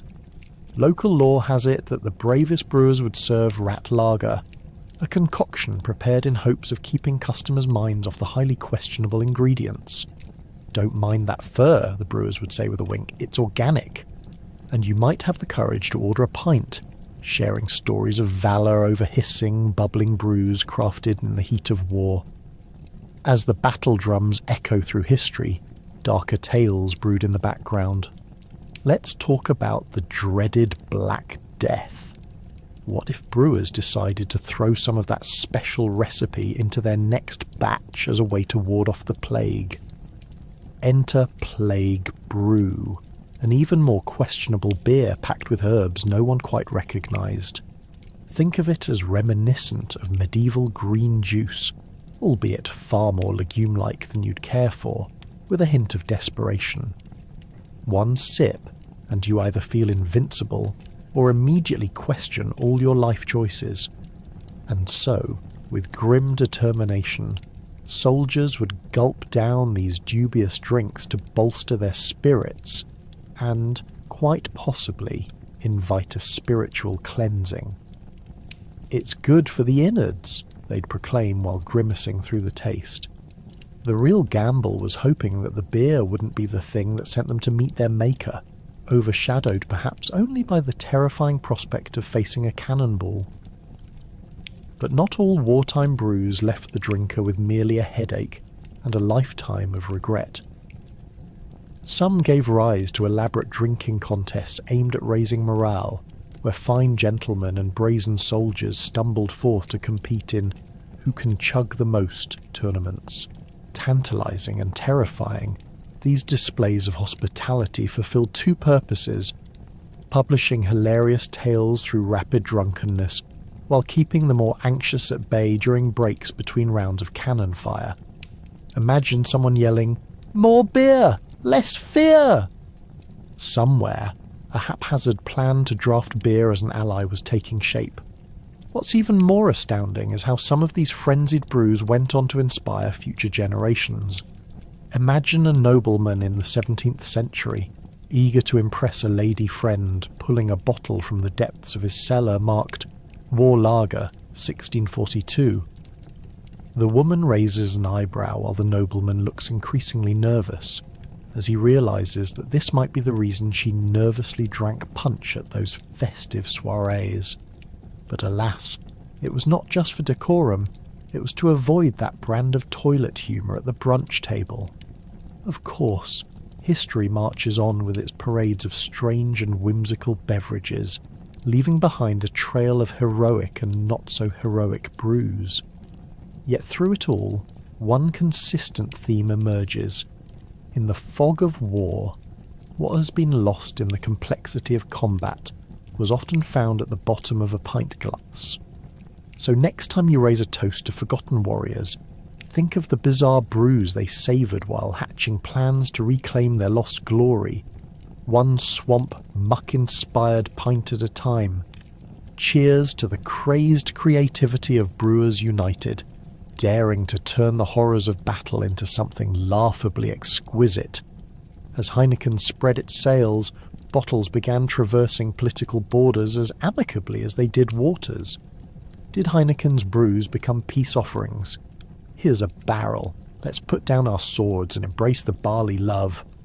We may never know, but it's a great image, isn't it? Picture weary soldiers at the front lines, their swords sheathed and their skin a little less filthy after a pint or two. What better way to settle a dispute than with a frosty mug in hand? There's an old saying that goes, "A soldier with beer is a soldier with no fight," or something close to that. Who's counting when you're enjoying a hearty brew, right? Travelling through bustling ports with barrels in tow, a Heineken-filled ship might as well have been a floating peace summit. As merchants spread Heineken's frothy goodness to places like Belgium, France, and even far-off lands, each bottle whispered, "Let's skip the fighting and get down to the real business. Merriment." The image of a grumpy German knight shaking hands with a French noble over a pint is truly historic. Because who would risk a duel against a man offering such a tempting drink? One that would likely lead to betrayal, but for the sake of camaraderie? But don't let your imagination run wild too quickly. This wasn't all sunlit toasts and flowing ale. The truth is, Heineken had to navigate a dangerous sea of political intrigue while maintaining its reputation. Imagine shipping barrels to places where the word beer had never even been whispered before. In fact, many countries had specific regulations about importing spirits. A veritable obstacle course requiring brewers to dodge artillery and, on occasion, disgruntled warlords. However, Heineken was relentless. It made friends with everyone from sailors to merchants who understood that nothing could transform a tedious trading route into a thriving getaway quite like an imported brew. The merchants, in fact, were the first ambassadors of Heineken. They'd return home with tales of the legendary green bottle, legends so tall that one might think it was actually a magical potion brewed from the blood of dragons. Spoiler, it wasn't. It was just yeast. But a little public relations and flair never hurt anyone, right? Now picture this. As barrels rolled into towns and cities, music began swirling with the scent of hops. People would gather around the local taverns to await what? Why, the arrival of Heineken, of course. With each pop of a cork, or better yet, the crack of a bottle, the local populace began to experience a hint of that Dutch happiness. Bar owners soon found that a splash of Heineken could bring peace to the rowdiest of nights, transforming scuffles into laughter as patrons knew nothing was better for settling disputes than a good session fueled by barley. And in this period of international brewing, a communal spirit emerged around shared glasses. Picture joyous events where toasts created alliances stronger than steel. Whole communities organised around beer festivals to celebrate their liquid lineage, bonding over shared toasts and more than a few drunken mishaps. Heineken, the better half of diplomacy, one might say. As time defined the increasing popularity of Heineken, it flourished alongside the globalisation of trade. This era was marked by beer culture bursting forth like the morning sun rising over the hills after a night of revelry. Breweries sprouted up across countries, mirroring Heineken's style while always trying to keep up. Hey look, we have this flavour. Try it. Combatants of creativity were now pitted against each other, influencing pouring tastes and enticing newcomers with the idea of trying something different. But hold on, it wasn't all about friendly competition. There were sticky moments when one brewery slightly strayed from tradition. People would argue over who could brew the best lager, who could pop up the most efficiently, or who could throw the greatest beer festival. Think of it as a rendition of medieval Olympics, but instead of javelins there were pint glasses, and everyone was aiming for the finest foam. Despite the chaos, the bottles kept crossing borders like intrepid little diplomats, uniting cultures over brewed beginnings. Stories from afar regarding the effectiveness of Heineken's important role became legendary. Can you believe it? The bottle saved us from an all-out riot. Tales would echo in taverns shared under dimly lit chandeliers. Each drink served not merely quenched thirst, but struck a chord in a world desperate for connection. In retrospect, it seems the bottles did more than just cross borders. They built bridges. And as Heineken etched its name into the annals of brewing history, who knew that simply pouring a pint could extend its influence over men toward peace, and perhaps to friendships forged over hearty laughter? Well, if that isn't the long-term goal of lager, I don't know what is. Cheers to that. Jump ahead to the future where Heineken is no longer just a drink, but an institution. Plans are afoot for global domination, driven by brewing philosophies spiced with ambition. Let's produce the world's most subversive beer, they said, while quietly snickering over their scheming mugs. It's a quaint little vision where the humble brewery transforms into an empire, with a mission to make sure that beer isn't just something you drink, but something you live and breathe, like a fish becomes water. With each new recipe that rolls off the assembly line, the employees whisper boldly, "Could this be the ultimate escape from your annoying co-worker?" Spoiler alert, it probably can. Unbeknownst to those nestled away in their brewing bunkers, a brewing revolution was already beginning to take hold. Suddenly, craft breweries popped up like daisies in spring, with aspirations as lofty as their foamy head. It became clear that Heineken couldn't just rest idly in its brewing castle. It had to introduce bold innovations, like a knight donning shiny armour to ride into battle. One day they furrowed their brows and decided to embark on a quest to create a series of beers that would speak to the hearts and minds of millennials. Yes, the warriors armed with Instagram accounts and stories of artisanal pretzel pairings. Those poor brewers, grappling with the new age warriors. What do these young folks even want? They pondered while huddling together with their pints. It turns out hipster trends came with ambitious green visions, hints of organic ingredients lovingly brewed with a sprinkle of pretentiousness. If we do not have a unicorn in this brew, they lamented, we might as well pack our hops and throw ourselves into the nearest river. Each bottle became a proclamation of identity, crafted hops to one day become a banner for social media influencers, while delivering a dose of nostalgia for the simple, medieval, manly men who once raised a flagon of their own handcrafted ale. But Heineken knew more than just the art of brewing. It was an orchestra of marketing genius. As catchy jingles graced the airwaves and clever ad campaigns dotted the landscape, their influence seeped further into the collective consciousness, eventually arriving at every corner of the world. I mean, was there a country left that hadn't raised a frosty mug to Heineken's fabulousness? The Heineken jingle became as recognisable as a cat video on the internet. You could almost hear the marketing team high-fiving each other as they shrieked, "Forget world peace, let there be beer." As globalisation danced its way into the bars and corners of towns everywhere, the Heineken label found itself traipsing across continents, uniting tired travellers and chatty locals like some pint-sized ambassador of good feelings. "Drink this local lager," said a barfly in a foreign speakeasy, "and then you'll feel like a global citizen." Newsflash. Success came not just through livelihood, business plans, or brewing wisdom, but through cheeky charm and calculated strategy. But while Heineken's marketing team toasted to their countless conquests, their brewers frantically searched for the next monster hit. What if they could create a beer that bubbles with the lively spirit of 1,000 summer festivals? Maybe a summer ale that danced lightly on the tongue? Or how about a pale ale that had just enough bite to remind you of your last awkward encounter with an ex?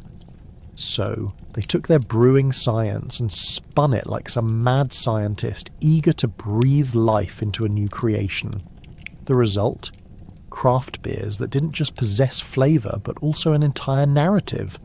Yes, people were willing to pay top dollar for those mini stories in each sip, both inspired and intrigued by the endless possibilities. However, they also faced another obstacle, the dreaded craft beer snobbery. You know the type. They could differentiate the scent of various hop varieties with their eyes closed, while simultaneously critiquing your choice of beer with the ferocity of a knight jousting for a favour. "You drink that, you plebeian?" they would mock, swirling their glass of overpriced pale ale. "You know they fill it with unicorn tears." And so, the most subversive beer wasn't just made to conquer the world, it was created to challenge the perception that beer should be anything less than a heartfelt conversation and an adventure for both new and seasoned drinkers. And thus, Heineken's legacy continued to unfold, preserving the spirit of uproarious camaraderie while adapting to the whims of a fast-paced, ever-evolving marketplace. As they embraced modern innovations and new consumer attitudes, they were not just brewing beer, they were crafting a story, a timeless tale of humans and hops interwoven across ages, born from the simple wish to connect over a raised toast. Cheers to you, Heineken. May your froth forever rise. Picture beer enthusiasts coming together, forming clubs that boast more pride and fervour than a medieval guild. Be it the hopheads or the fruity beer fanatics, these groups catered to the oddest of tastes, passionately explaining to each other why their chosen brew should rule the world, all while sipping in delight. It's a scene straight out of a madcap fraternity, where highbrow debates about the merits of barrel-aged stout versus the lighter lager are only interrupted by hearty laughs and the occasional accidental spray of beer from an overzealous pour. Yes, my friends, these aren't just casual drinkers, they're experts in the fine world of fermented delights, often more committed to their craft than an archer is to hitting a bullseye after 3 pints. First up, let's meet the die-hard yeast whisperers. You know the type. They can identify the strains of yeast used in a pint faster than you can say bottom fermentation. Much like a wizard with a wand, they brood over their brewing books, insisting that the specific bacteria and yeast used could be the make or break factor between creating a divine nectar or a potion that smells like pond scum. While you may be hunched over your glass, contemplating the colour and clarity, they're busy on a quest, and not even the most daunting of beer festivals could deter them. Just try prying them away when they're waxing poetic about the 4 essential pillars of brewing: malt, hops, yeast and water, like they just stumbled upon the Holy Grail in an oak barrel. Then we've got the craft beer conquerors, those brave souls who embark on the perilous mission of discovering the latest and greatest brews. Picture them travelling cross-country, navigating through whimsical breweries like modern-day Indiana Joneses, clad in plaid shirts and wearing trucker hats adorned with local brewery logos.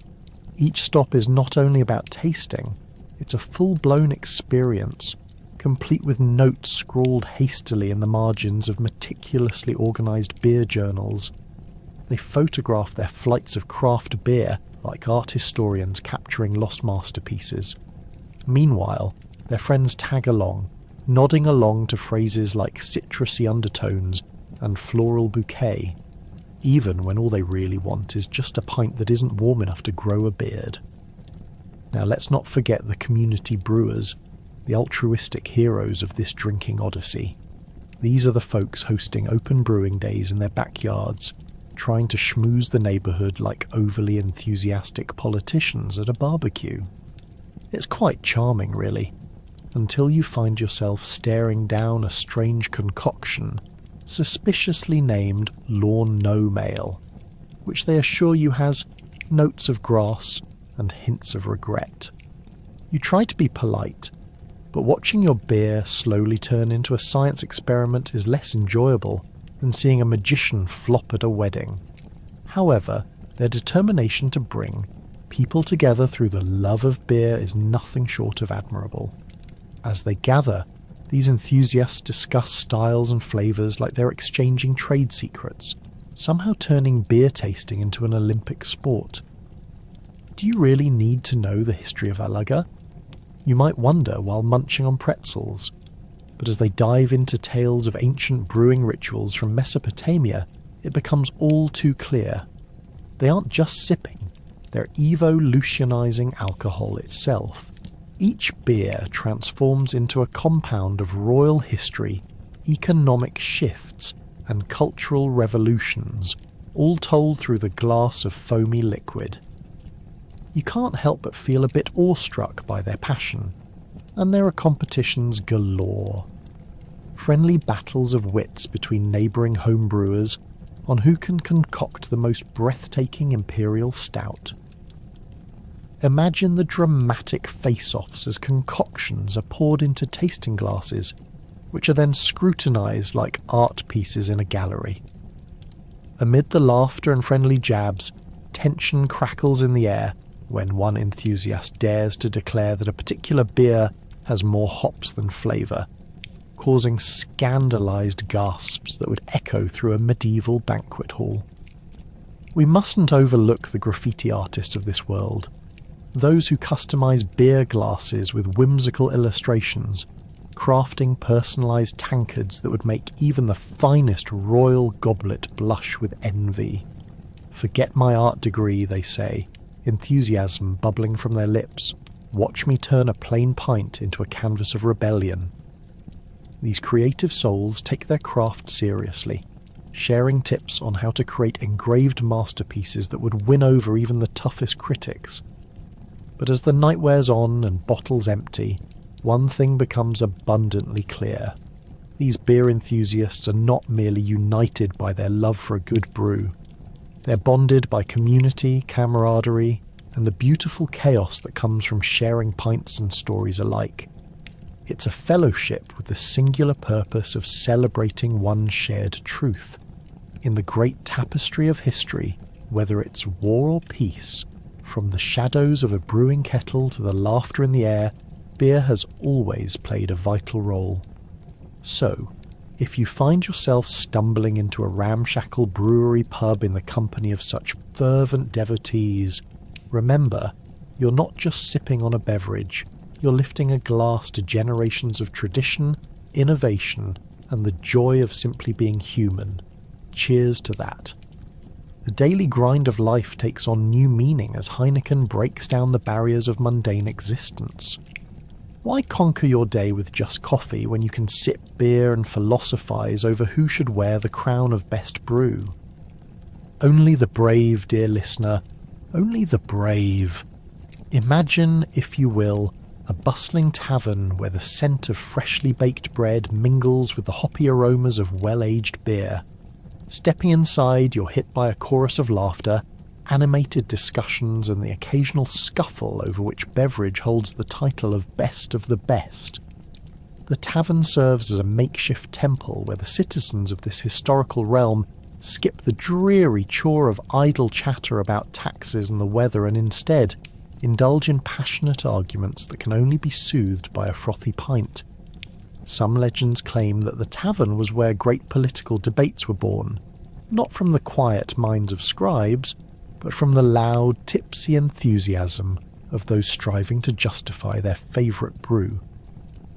Picture a group of local townsfolk passionately defending their love for the amber nectar, while simultaneously denouncing anything even remotely resembling a cheap imitation. One overzealous beer enthusiast might proclaim, "A true brew should always foam taller than your finest action hero," while another vehemently insists, "No self-respecting patron should sip anything that looks and smells suspiciously like liquid bread." Just imagine the legendary tales shared over clinking mugs, each one claiming the worthiness of their preferred lager, while the patrons nod along in boozy agreement. With each pint raised, another ambitious day unfolds within these tavern walls, where lively discussions about the dignity of beer's role in society outweigh any meaningless discussions about crop yield or household chores. In a realm where the line between breakfast and lunch is thin, mulled words like ale and stew become a celebration, not merely sustenance. While coffee offers a false sense of energy, one that may plummet faster than a knight's morale after a bad battle, Heineken etches a satisfying narrative on the daily grind, filling the immortal quest for better brews with laughter and mirth. Consider the impact on the average worker. Instead of trudging home after a long day, how much sweeter does the journey become with the comforting weight of a sloshing pint checked securely under their arm? What stirring liberation is created when Heineken becomes the warrior's elixir, celebrating not just victories but survivals, adding a hearty layer of cheers and friendships forged in drunkenness. The taverns of yore morph from drab meeting spots to vibrant hubs of life, where tales and inspiration rise along with the bubbles in your drink. Why stress over the workday when you can simply drown your daily woes in a comforting glass? And let's not forget the visionary brewing techniques. As Heineken distills its wares, word spreads rapidly among the townsfolk. Did you hear? The beer not only tastes delightful, it's prepared with the fervour of a medieval artist. With each sip, your taste buds celebrate like tiny knights rejoicing over a saved castle. You might detect the meticulous balance of sweetness and bitterness dancing together like a couple at a grand ball. Right there at that communal table, discussions of inventions leap from the tongues of excited revellers who've just confirmed their on-screen chemistry with every satisfying chug. Meanwhile, on the outskirts of civilization, shadowy figures are busy hauling barrels across unpaved roads and even up treacherous hills, all for the promise of a good draught. Consider the steely resolve of those individuals defending their precious cargo against all odds. Thieves who wish to snatch up these golden barrels, and poor farmers hoping for a chance to sell something stronger than their craft. Talk about life imitating art. These heroes endure scorching sun and pouring rain just to present a giddy populace with the finest brews, illuminating the long-held truth that sometimes, just sometimes, you have to wrestle with fate to bring joy into the world. So, as the evening wears on and shadows stretch longer, you may find yourself among revellers new and old, recounting tales of heroic deeds, wondering at the collective power of the humble beer, its capacity to forge friendships, maintain loyalty, and most importantly assure that life's mundane grind is conquered not with bitterness, but with brilliant joy. And if Heineken was the average worker's drink of choice, it certainly opened the door for future conquests around the world, dropping traces of beer culture like breadcrumbs for later explorers and enthusiasts to follow. Forevermore, iconic tales of camaraderie fueled by beer will stand as a testament to the fact that life can be anything but boring, and sometimes that change comes on two legs, covered in hops and clad in a frothy crown. So when next you hold a pint in your hand, do forgive the mundane. Instead, raise your glass to the boldness that can fuel a revolution, conquer the everyday, and transform a simple day into something absurdly spectacular. Just let me know when you're ready for the outro. Jump forward to a world fueled by celebrations, where the Heineken effect trickles down to amusing consequences that lead to heartwarming friendships, and perhaps a court case or two over excessive merriment. Can you imagine the scenes of happy accidents that followed a few rounds of drinks, or the glances of horror among sober onlookers? It's a landscape shaped by the frothy bubbles of beer, where even the most mundane labourers become laughing warriors, battling their exhaustion one pint at a time. Picture it. A group of overworked peasants arriving home from a gruelling day in the fields, looking more like a band of bedraggled heroes returning from a quest than simply folks returning for supper. Why would anyone want to grind through chores after sunset when tantalizing taverns await with promises of laughter and light? As dusk descends, the chatter ignites throughout villages and towns, echoing in the minds of weary labourers as they gather behind heavy oak doors. Just beyond those wooden fronts, the sound of clinking glasses harmonises with raucous laughter, creating a symphony that even the grumpiest goat would begrudgingly bob its head to. They're crushing solid as iron social barriers, finding community and camaraderie as frothy mugs circle hands, and friendships form over the shared experience of just one more pint. What should have been a calm evening of sober reflection transmutes into a cacophony of hilarity and mischief. But why listen to reason when you can drown your woes in ale, am I right? And so off we go on this merry adventure fueled by liquid courage, just as medieval knights of local lore once charged into their battles, only instead of swords and shields, they grasped beer steins and a menu of fried snacks, concocted with questionable meat sourced from God knows where. Yes, the line between bravery and buffoonery had never been so blurred. A prideful father proposing a toast to his glorious lineage was likely minutes away from spilling his drink upon the onlookers, instigating a slapstick cascade of beer accidents that would become legendary. You should have seen Jorik fall over his own boots while attempting a toast, one sober bystander might recount, shaking his head in disbelief. But let us not forget the ever-presence of our cosy beer joints, the fierce barmaids, unfazed by the mayhem, deftly collecting empty mugs while expertly serving up the next round, as if orchestrating a grand ballet of spirits. With a knowing smile and an arched brow, they possessed the uncanny ability to navigate wild night shenanigans and keep the peace, all the while proud that their delicate balance held firm against the uproar. You could almost hear their playful inner monologue. "Sorry, sir, but that pint is for the noble lord, not the dragon-slaying wannabe. Hence it's best you hand that one over." Yet the celebration did not come without its drawbacks. While friends were being forged through epic tales and overflowing steins, there were also moments where misjudgments misfired. Just picture a small gathering where one overzealous reveller tried to incorporate a dramatic arm gesture into his story, only to accidentally launch a shared vessel of ale across a neighbouring table like a rogue catapult. Oh, the gasps! Oh, the laughter! Beer soon coats the unsuspecting drinkers in a bath of rich amber as they attempt to salvage their dignity with a napkin race amidst the chaos.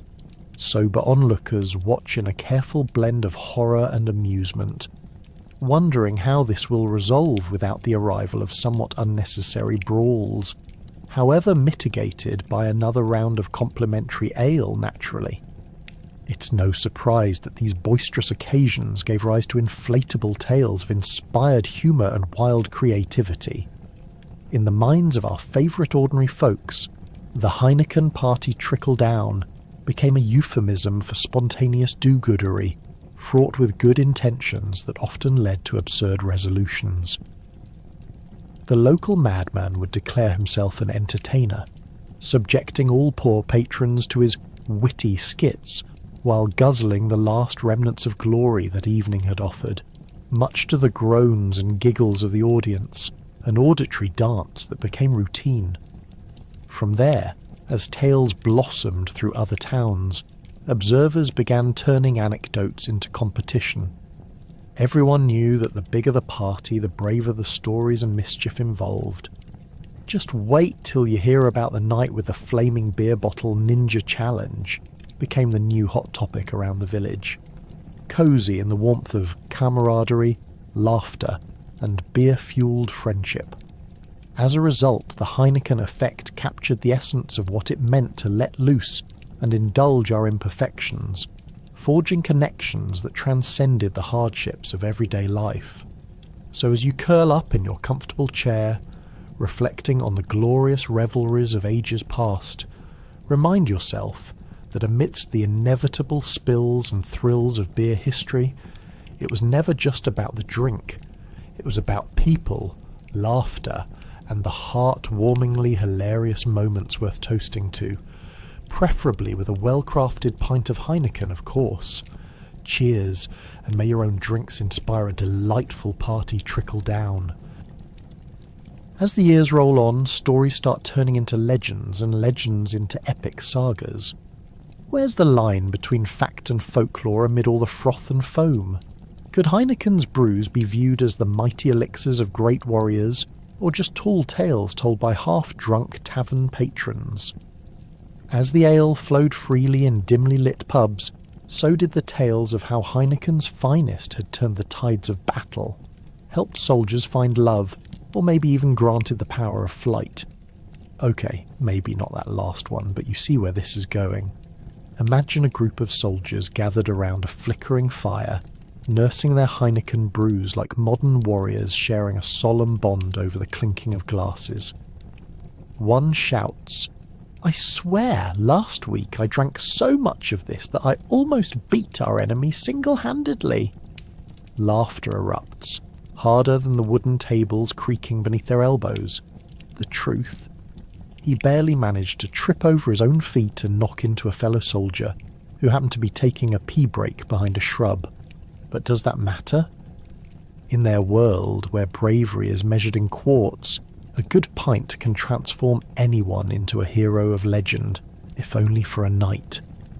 And let's not forget the bard, the tavern's unofficial hype person, fueled by slightly more ale than talent. Between rounds, he passionately recounts how Heineken brews were the secret ingredient in the victorious recipe of destiny. "Oh, the golden ale," he bellows. "It gives strength to champions. Just last week Sir Roderick drank 3 pints and managed to slay a dragon. Or was it just a big snake? Either way, it was an epic tale." You could almost hear the scribes frantically jotting this down, ensuring that the next generation in the budding town would be blissfully ignorant of the actual size of whatever creature was slayed, as long as they remember the heroic deeds associated with Heineken's brew. That's all that mattered. It wasn't long before translations of these stories made their way to neighbouring lands, creating a weird kind of medieval cross-cultural beer exchange program. "Do you have a beer of legends?" they queried across borders. "But of course," the bartenders replied, extending their foam-flecked mugs as if presenting the Holy Grail. Now fast forward to modern times, where towering tales of Heineken brew spread like wildfire. People didn't dare question whether it was simply a Weber Grill cook-off mishap that got the neighbour's chicken to wear sunglasses during summer barbecues. The legend of Heineken had grown from bits of mischievous folklore to become a staple in pubs everywhere. A kind of liquid nostalgia that connected generations. Grandpa shared it with Dad, who'd promptly shared it with you while flicking through family photo albums, all while sipping on a cold one in the backyard. Perhaps part of this legend-drenched experience came from the way beer itself was a social lubricant. Did you know they say, "Drinking Heineken makes you better at karaoke"? A few sceptical glances were exchanged, but then, fueled by enthusiasm and naturally a few beers, someone would shout, "Let's test that theory!" The room would erupt in song, where pitchiness didn't matter, and syllables were pleasantly slurred. What began as mere drinks turned into bonding sessions, the formation of lifelong friendships, where each laugh only fortified the legendary status of Heineken. With each great tale of valour, camaraderie and mirth, the Heineken brand turned into a living legend, just like the bards of old proclaimed. Somehow, amid magical tales of strength, love and epic feats, each glass raised wasn't merely about the beer, it became about the unified spirit behind it. The legends transformed the very act of sipping beer into a shared rite, a legacy of laughter that celebrated everything from drunken mishaps to well-timed jokes. As the sun sets and the tavern doors swing wide open, a whole new generation begins to gather. They clutch their mugs filled with the amber nectar of Heineken, each sip sealing the legends of old, whispers of warriors echoing in their minds. After all, the line between historical fact and drunken lore can often be predictably blurry, especially after several rounds of Heineken. Cheers to legends. May they continue to grow, one frothy pint at a time. Enter the realm of the nerds, scientists and brewing aficionados coming together to map the undiscovered territories of living organisms within beer. Did they know they were onto something big when they started throwing hops and water together? The secret ingredient was the science of it all, as far as they could figure out. For centuries, brewing had been a mix of accidental discoveries, folklore and fervent passion. It was the kind of chaos that would make your dear Aunt Edna proud as she swirls around at family gatherings, fully committing to her infamous experimental casserole, the one that's been talked about for all the wrong reasons. But now, with the dawn of the scientific age, brewing was about more than just throwing things into a pot and praying for something bubbly to come out. Scientists put on their lab coats, some likely with faint hop stains, and embarked on a journey that would illuminate the intricacies of fermentation and the microbial employees behind our favourite brews. Imagine a march of bearded scientists triumphantly strutting about with beakers filled to the brim with foamy elixir, proclaiming, "We've turned brewing into a true art form." So what's going on in those bubbling cauldrons after your friendly neighbourhood brewmaster tosses in a handful of hops? Well, inside, yeasts are dancing like it's 1599. They feast on sugars, performing their miraculous alchemy that transforms grain juice into glorious, intoxicating beer. You could say they're like the original party animals, and while they might not eat nachos or throw confetti, their legacy is every bit as lively. After all, fermentation is a scientific miracle, a complex series of reactions that's been revered since time immemorial. Yes, our ancient ancestors probably knew next to nothing about the science behind fermentation, but they were certainly doing a fair bit of experimenting. No ancient civilization was complete without their ritualistic brews. Even the Egyptians were no strangers to the frothy stuff. But this is where the scientists stepped in. They would finally figure out exactly what goes wrong when a batch of beer tangents off into sour sock soup territory.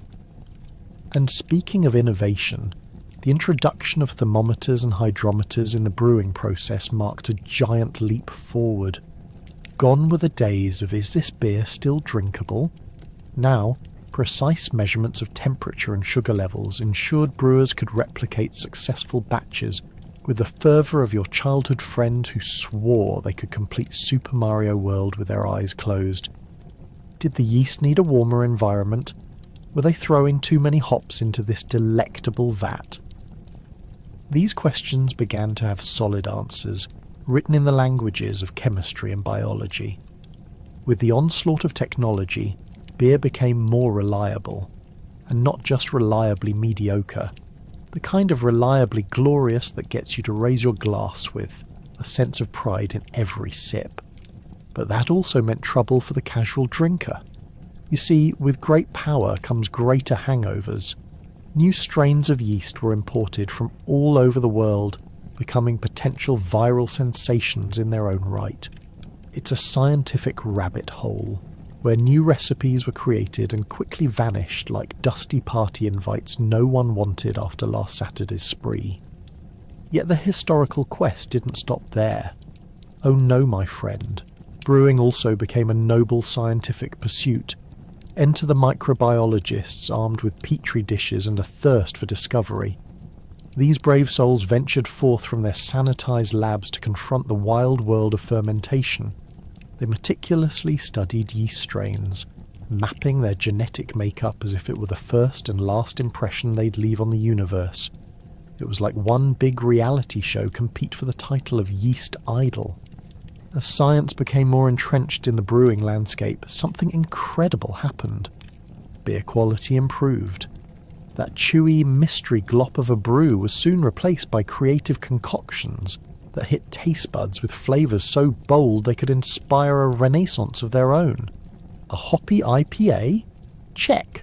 A stout so rich it turns your coffee habit into a quaint memory? Double check. The marriage of tradition with technology led to an explosion of innovative beers, just as the craft beer craze took hold, giving every barista and homebrewer alike an opportunity to unleash their wildest brewing fantasies.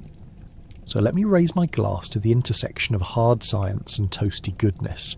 Next time you're enjoying a pint and pondering life, remember the nerds in lab coats dedicated to unravelling the mystery of your drink's frothy fate. Here's to you, the humble scientist turned brewer who saved us from the horrors of rancid ale and for forever changing the course of history, one hop at a time. Cheers. Fast forward to the Industrial Revolution, where beer met steam engines long before the phrase atomic brewing sounded like it. Heineken becomes a juggernaut, adapting with style, flaunting its fanciest labels while the world dives into the great mechanical unknown. The stakes are higher. Stability in the business means brewing innovation must go into overdrive. Imagine for a moment a bustling brewery, teeming with the grind of gears and the hustle of workers, each clad in a fashion that screams, "I'm not a peasant, I'm a labourer of fine taste." Like clockwork, the gears spin and the brewing process kicks into hyperdrive, producing more beer by the second than your average tavern could drink in a month. As engineers scramble to make every aspect of brewing faster and more efficient, you may wonder, what did that even look like? Picture whole forests of copper pipes intertwining, as if they were the very roots of Mother Nature herself ran amok in search of the perfect brew. This isn't mere science. This is industrial wizardry. No longer just farmers labouring in muddy fields, cunning brewers are employing mechanical miracles to revolutionise the way beer is crafted. With steam engines rattling and clanking in the background, it's as if the beer itself is gurgling with excitement. More hops! More barley! Speed it up, boys! Now let's talk about ingredients. Thanks to this industrial magic, fields of barley rush to the distilleries faster than you can say ale-fueled revolution. And hops. Hops are treated like royalty, travelling in style down wooden conveyor belts, rotated like a lazy Susan at a dinner party filled with too many opinions. Every pile of hops is embraced with a reverence typically reserved for ancient artefacts. Because let's be real, without those little green beauties, beer would be about as exciting as a bowl of wet socks. But brewery workers face challenges galore. As the machines whiz and whir, there's an unspoken tragedy unfolding behind the scenes. Living conditions within the beer factories resemble the set of a horror movie. Imagine squeezing into a cramped room, filled with the oppressive humidity, and shoving your way through ancient fermentation tanks, like a contestant on a game show titled, "Who Can Survive the Smell Test?" It's hard hat territory when one wrong step can launch you into a vat of something resembling soup gone awry. A sort of medieval beer soup that will probably haunt your dreams, and the timing.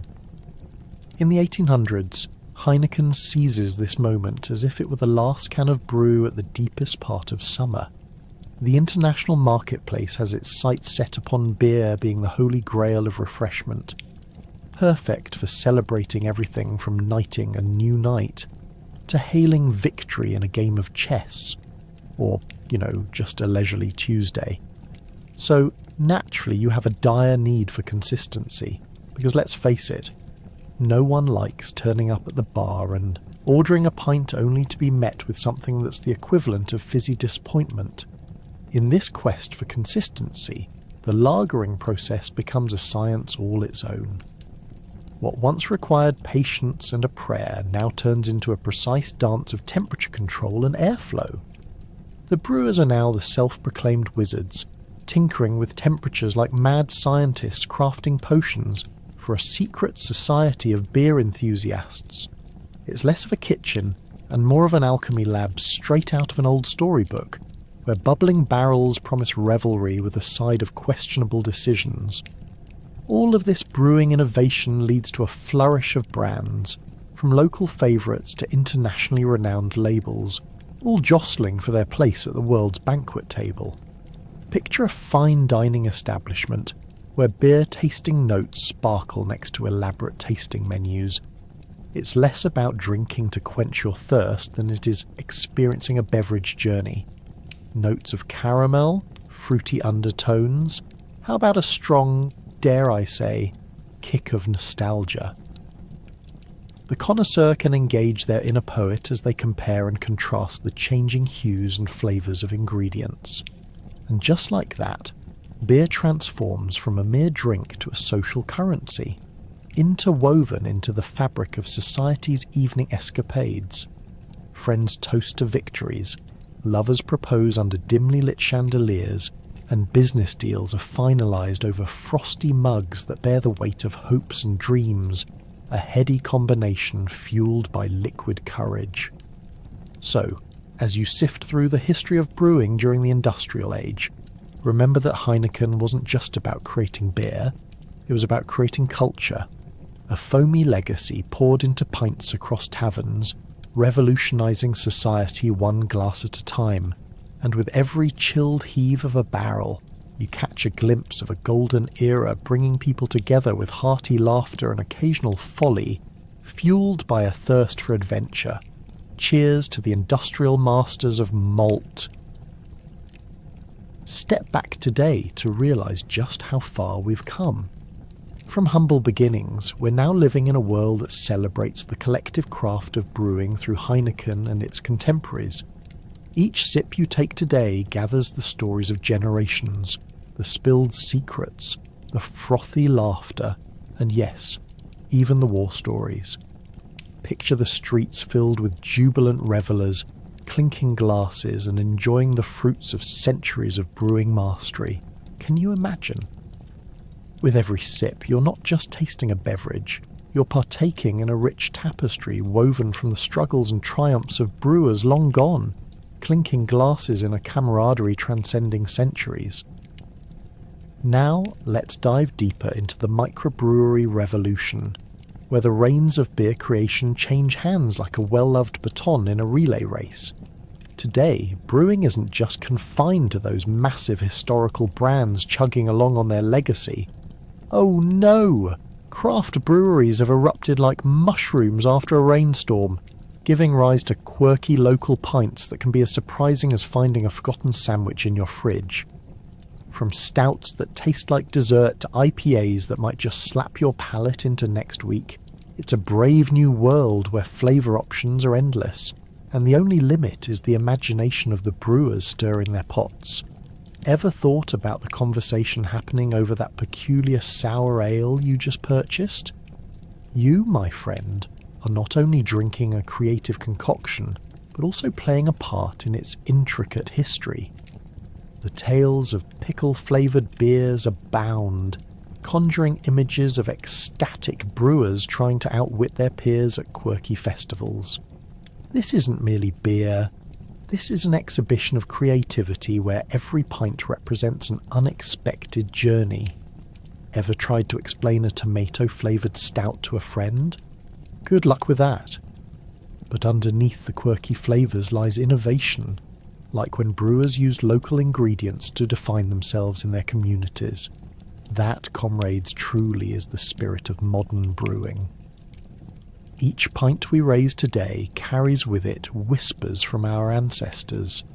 As you bask in your warm glow of camaraderie, imagine the soldiers of the past sharing their stories over tankards, laughing, dreaming, and sharing a single moment of humanity amid chaos and uncertainty. Much like our own gatherings, these were not just moments to drink, but celebrations of life, resilience, and even hope. Soldiers united over a shared love of brews miraculously provided by a generous Heineken. Those moments. They offered respite from the struggles of the battlefield, moments that reminded them that they were still alive, and that hops could be their saving grace. Now, let's switch gears and consider the global beer festival phenomenon that has taken brewing from a local anchor to an international sensation.